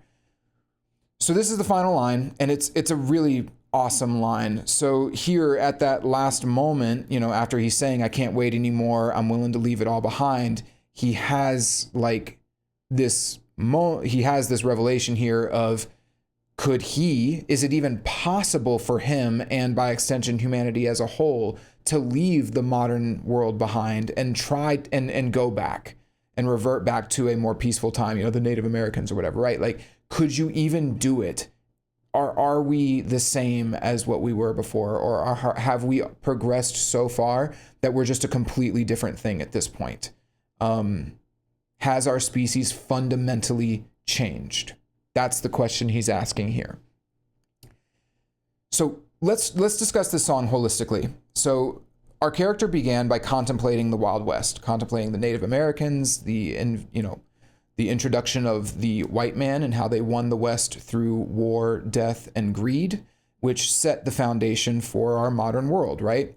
This led him to sort of question the more timeless intrinsic natures of humanity, the way that we scramble for, salted mines, worthless things that we think have value to such a degree that we'll kill ourselves over it. We'll dig our own graves. We do it, whether it's gold fever or the AI race, we just trudge onwards towards our own destruction one way or another. Throughout this song, he has expressed an indifference to this, and also noted that there is like an indifferent God. There's no God, whatever. We're all just going to die, and that's how it is, right? But I do think that this is a little bit of a misdirection. I actually think that he cares a lot about this, and he's become exasperated with this mentality. And so he's wondering, is there a way to escape this? Is there any way out, not just for himself, but with humanity? And that is what the metaphor of the door represents. It's like this place that we could get to where maybe we aren't so driven by greed and destruction, and we don't, implode, basically. Unfortunately, by his approximation, we've closed the door, and there's no way to do this, which is why he says on and on it goes, and our fate is ultimately just ashes. So that brings us to the outro, right? The outro is a bit of a breaking point at this stage. It's ultimately him asking, is he even capable of escaping his own nature? Is humanity capable of escaping its own nature? He feels trapped, borderline suicidal, but to the point where he's like, I need to change. I need to do it. I can't wait anymore. And that he's willing to leave behind the modern world, leave the rules at the door, right? With the rules presumably being AI, technology, cell phones, etc., which all of these are kind of extensions of human nature and greed, the same things that inspired the gold rush. We have to break away from them. This brings us to the final line where he actually hesitates and somewhat relents a little bit. He has this profound but kind of deeply unsettling thought that would it even be possible to go back, or have we fundamentally changed? So what he's saying ultimately at the end is, let's say that we as a species actually wanted to simplify our lives. We wanted to stop AI. We wanted to go back to simpler times and slow down a little bit, back away from technology, put a cap on greed, war, death, all of that. Return to the metaphorical home that he mentioned earlier in the song. Let's just assume that we all wanted that. Could it even be possible? Would we even be able to walk through that door and still be the same as we were at one point in time in our history? And the implication he makes is almost that it's a no. Like we can't do it, which is very damning. It's actually a very kind of a tragic end for our character's, philosophical journey that he's been going on. Very harrowing, and this idea that we're just trapped. We're trapped in progress. The only caveat I would say here, and this is kind of where the song really gets its thematic value, is that he asks this as a question. He specifically says, could I walk through the door same as before? And the implication of this question and the takeaway for the listener is, would you be willing to leave the quote unquote rules at the door if it meant being able to walk through it? Essentially saying, like, could you actually leave behind?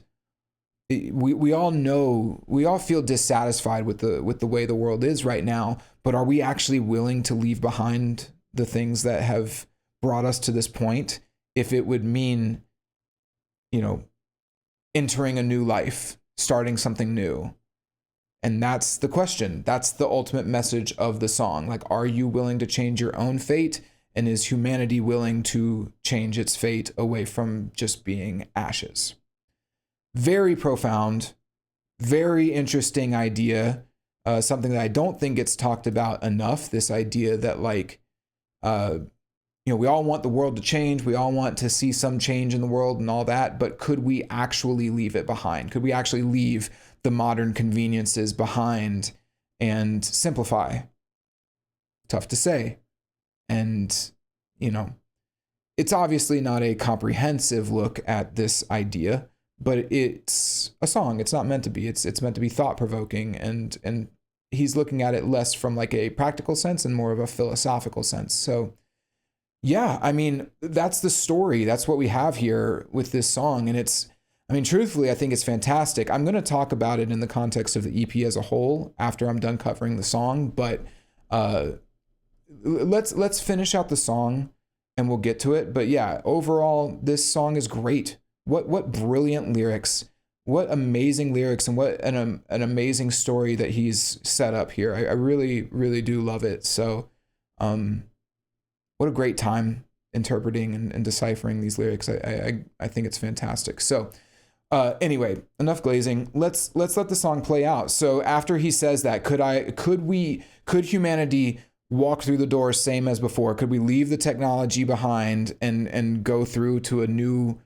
form of existence? Or are we so trapped in our cycle or our static progression, that we really like the rise of technology is inevitable. And as he questions that, we get this essentially super fucking obnoxious robotic guitar solo.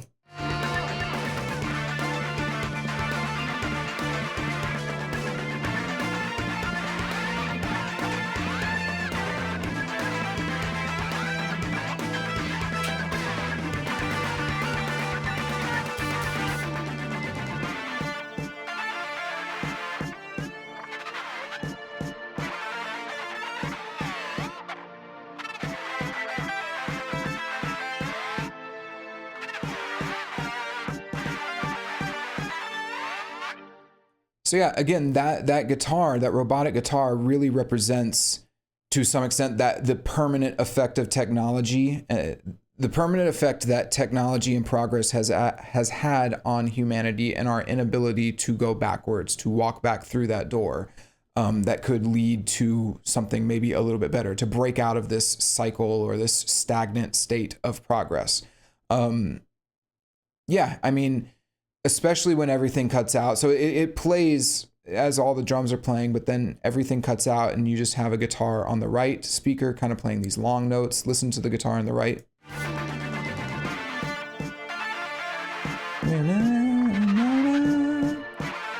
So there's some conflicting feelings here on this outro, right? It's this, our character has just had a very profound realization, but unfortunately it's not necessarily a positive one. It's actually a little bit sad and ultimately leads to more questions, right? I mean, are we really trapped on the path that we're on?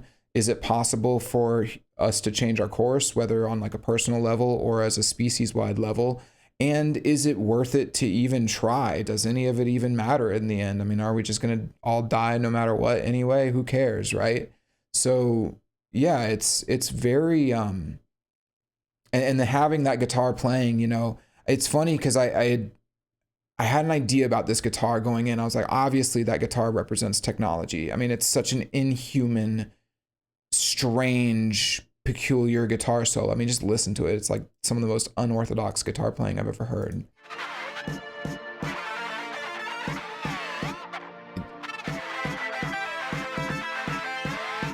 It's like just wonky as hell, right? It's definitely a guitar, but there's something so odd about it. And so I'm like, obviously that's technology, but why is it at the end of this song? And it's like, yeah, it's at the end of this song because our character has come to the conclusion that we can't go back. We can't go back through the door. We're stuck with the technology and progressing in the way that we are. We have fundamentally changed as a species, and there's no going back. Which is very harrowing. It's a very dark message. But yeah, I mean, again, I don't think that it's definitive. I do think that he leaves it open-ended as a question, but yeah, I mean, there's just a lot to think about there. And I think I've presented most of the questions and the ideas, but regardless of what you think, I mean, there it is. That's the end. We made it. End of the song. Woo, we did it. Only took an hour and 53 minutes. Yeah, this is really, I think I've gone over the main ideas here, but I just wanted to ultimately say, like, this is an awesome track. I mean, it's definitely the most epic and broad track on the album as a whole, which is fitting considering it's a finale, and Avenged is always really great about their finales. Yeah, I mean, it really is. This is the song that kind of got me thinking the most out of the main three. It's really a profound track, much deeper than I initially gave it credit for, even though I had a sense. I was like, I feel like there's something deeper going on here. And then it's like, yeah, there is. It's a really fucking good song. Really cool. So here, let's finish out this track. I'll do my final like little synopsis thing.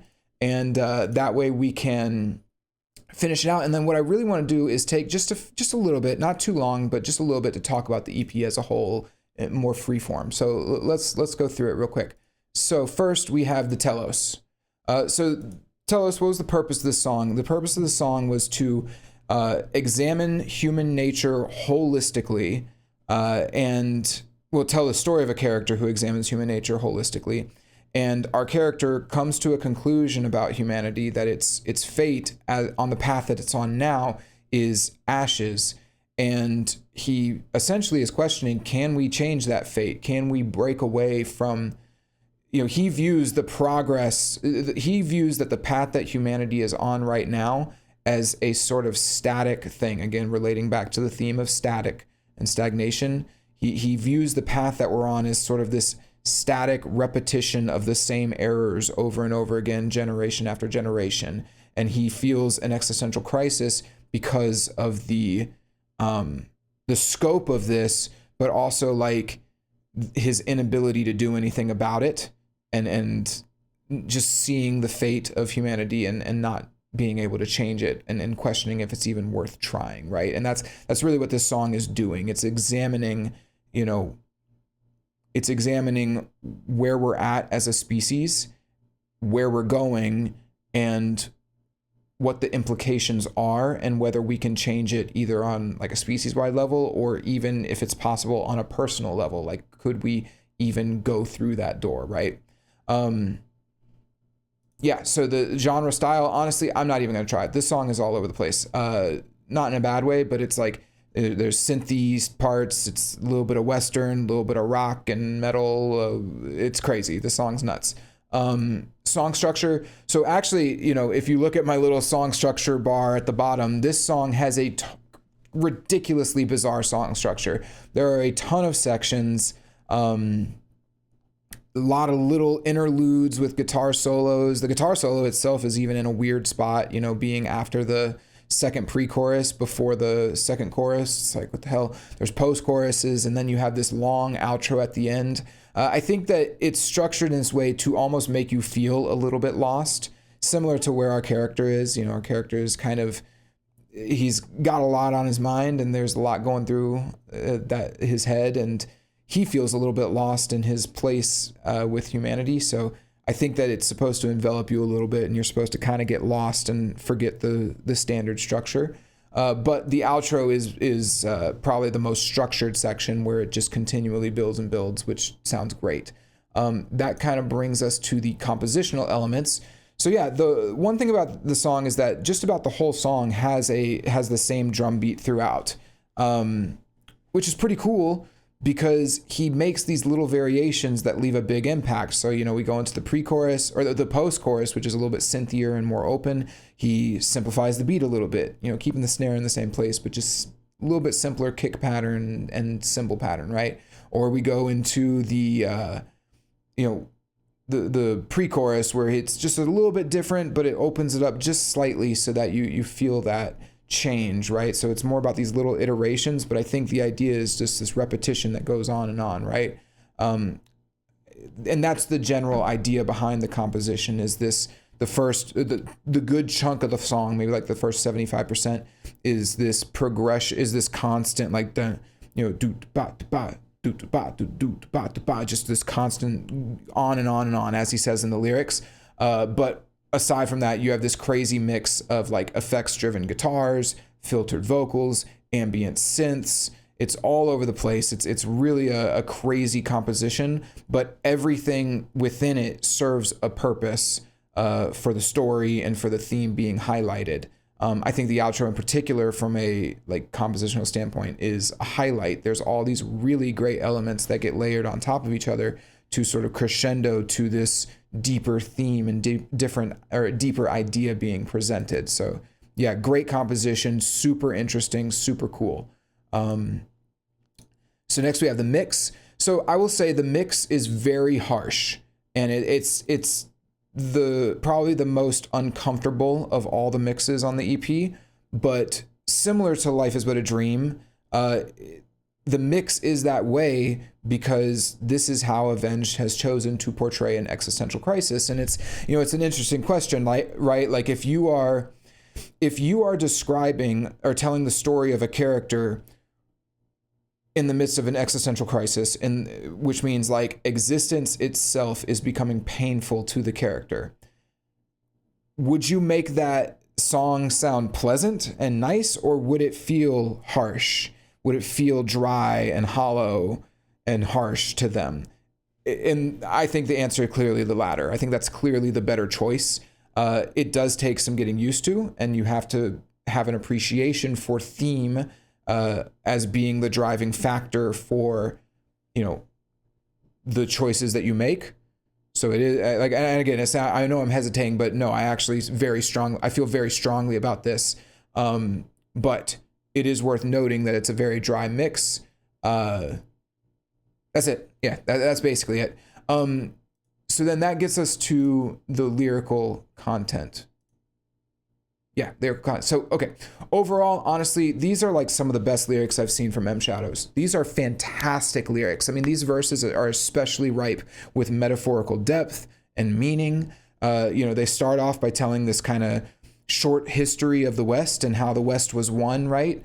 But this all provides like a backdrop, or he uses the story of the West to draw parallels between modern day and the rise of AI and our like sort of, haphazard pursuit towards AI and increased levels of technology, despite it being bad for us, similar to gold fever or the gold rush, right? With salted mines, it's worthless, and yet we all dig our graves to access it, despite it being worthless. And so that's the parallel he's drawing with the West. This leads him to conclusions about human nature and sort of the ultimate fate of our nature, considering the way that we behave over generations. And the kind of final message that he's portraying is like, is it possible for this to change? And this is the existential crisis he has. It's like, can he escape his own human nature? Can humanity as a whole escape their fate?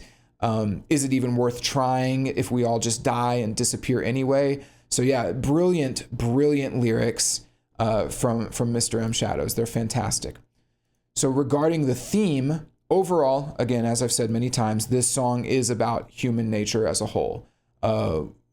What is it about us that causes us to dive so eagerly into worthless, meaningless pursuits that ultimately are actually dangerous for us? Whether it's the gold fever or the AI race or whatever, we do it all the time, for over thousands of years. We make the same mistakes.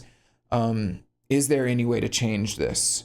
Or are we just relegated to ashes? Is that just our ultimate demise?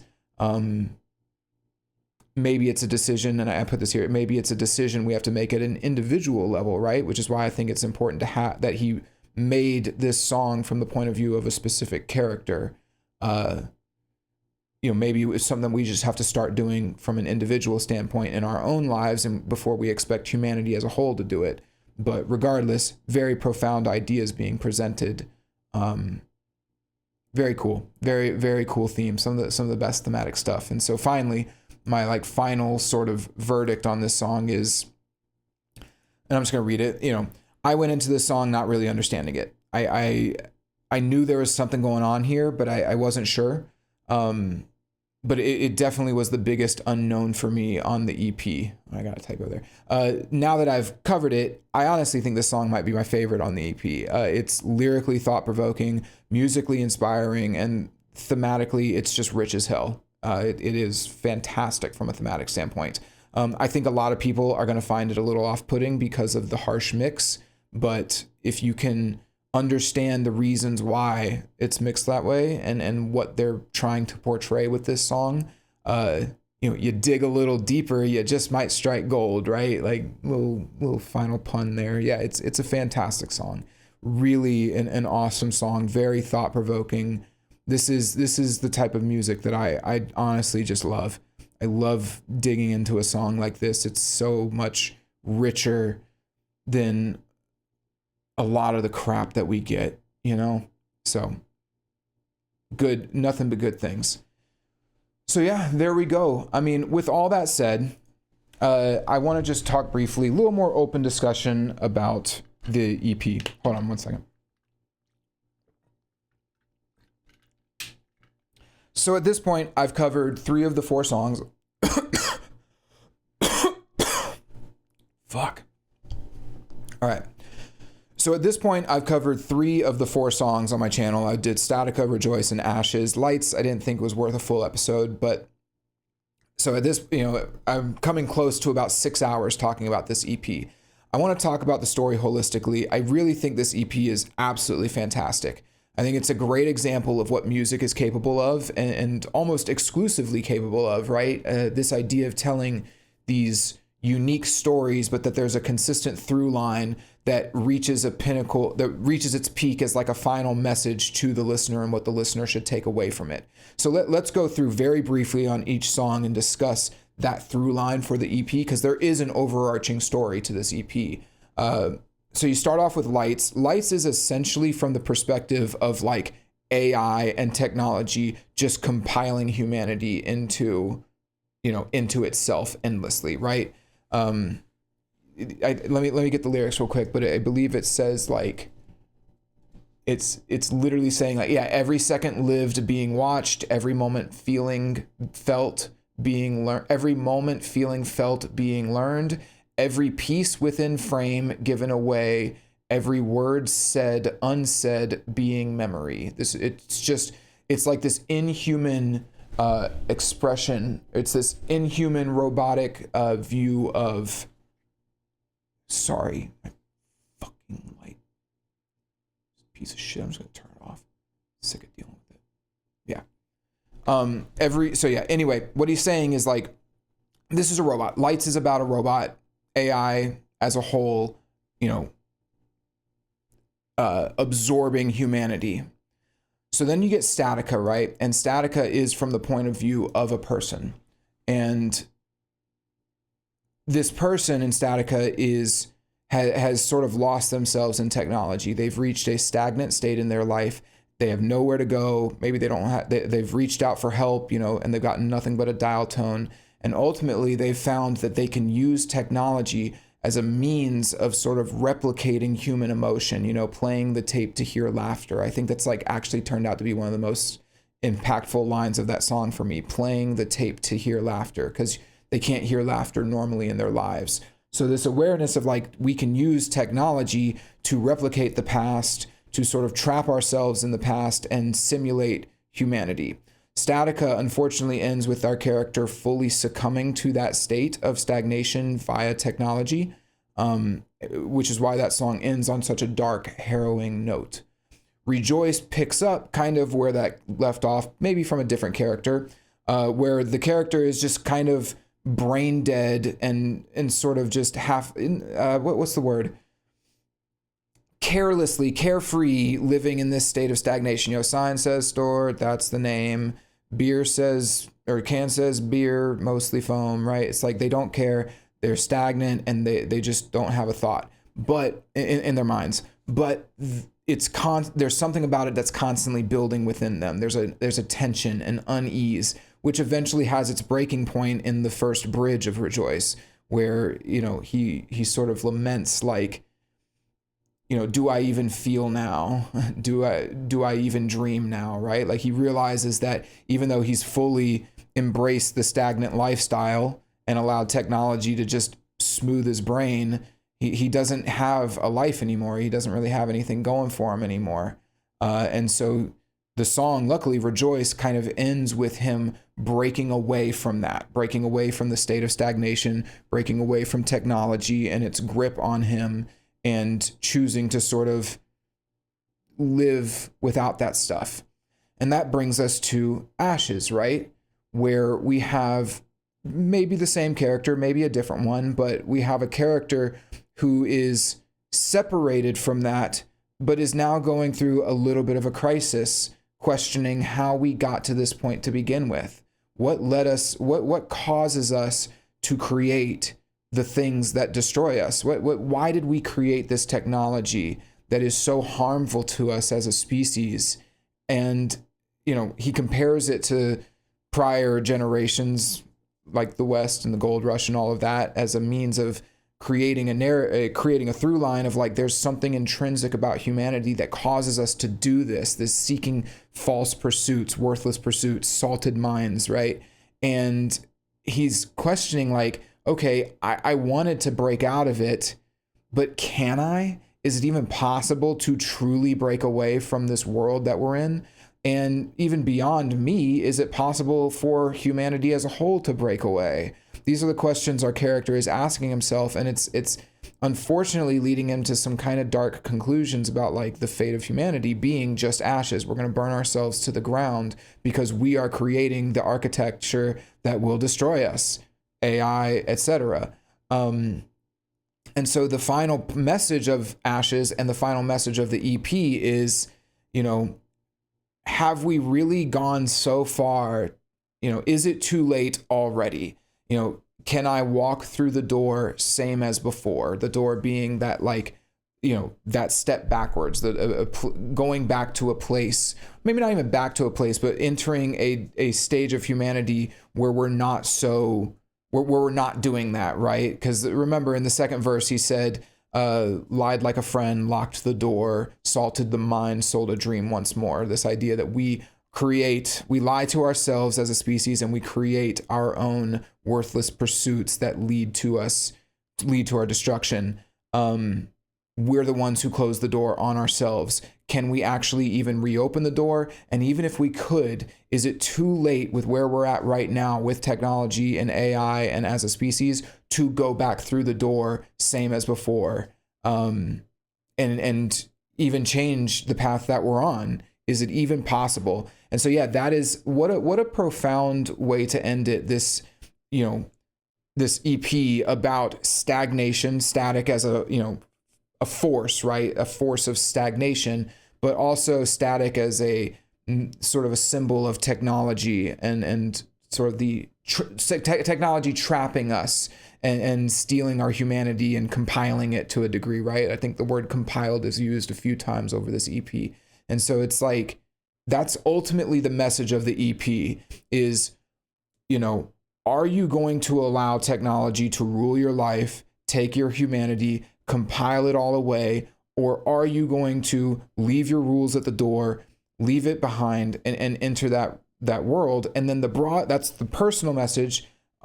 And then on a broader level, it's asking us as a species, are we even capable at this point? Do we really think that we're so far gone that we can't go back? And that's the question, right? Could I walk through the door same as before? I'd like to think no. I think maybe M Shadows would probably like to think no, but it's tough to say at this stage, you know, with how early on in AI we're at. So overall, this EP is brilliant. It's a wonderful EP.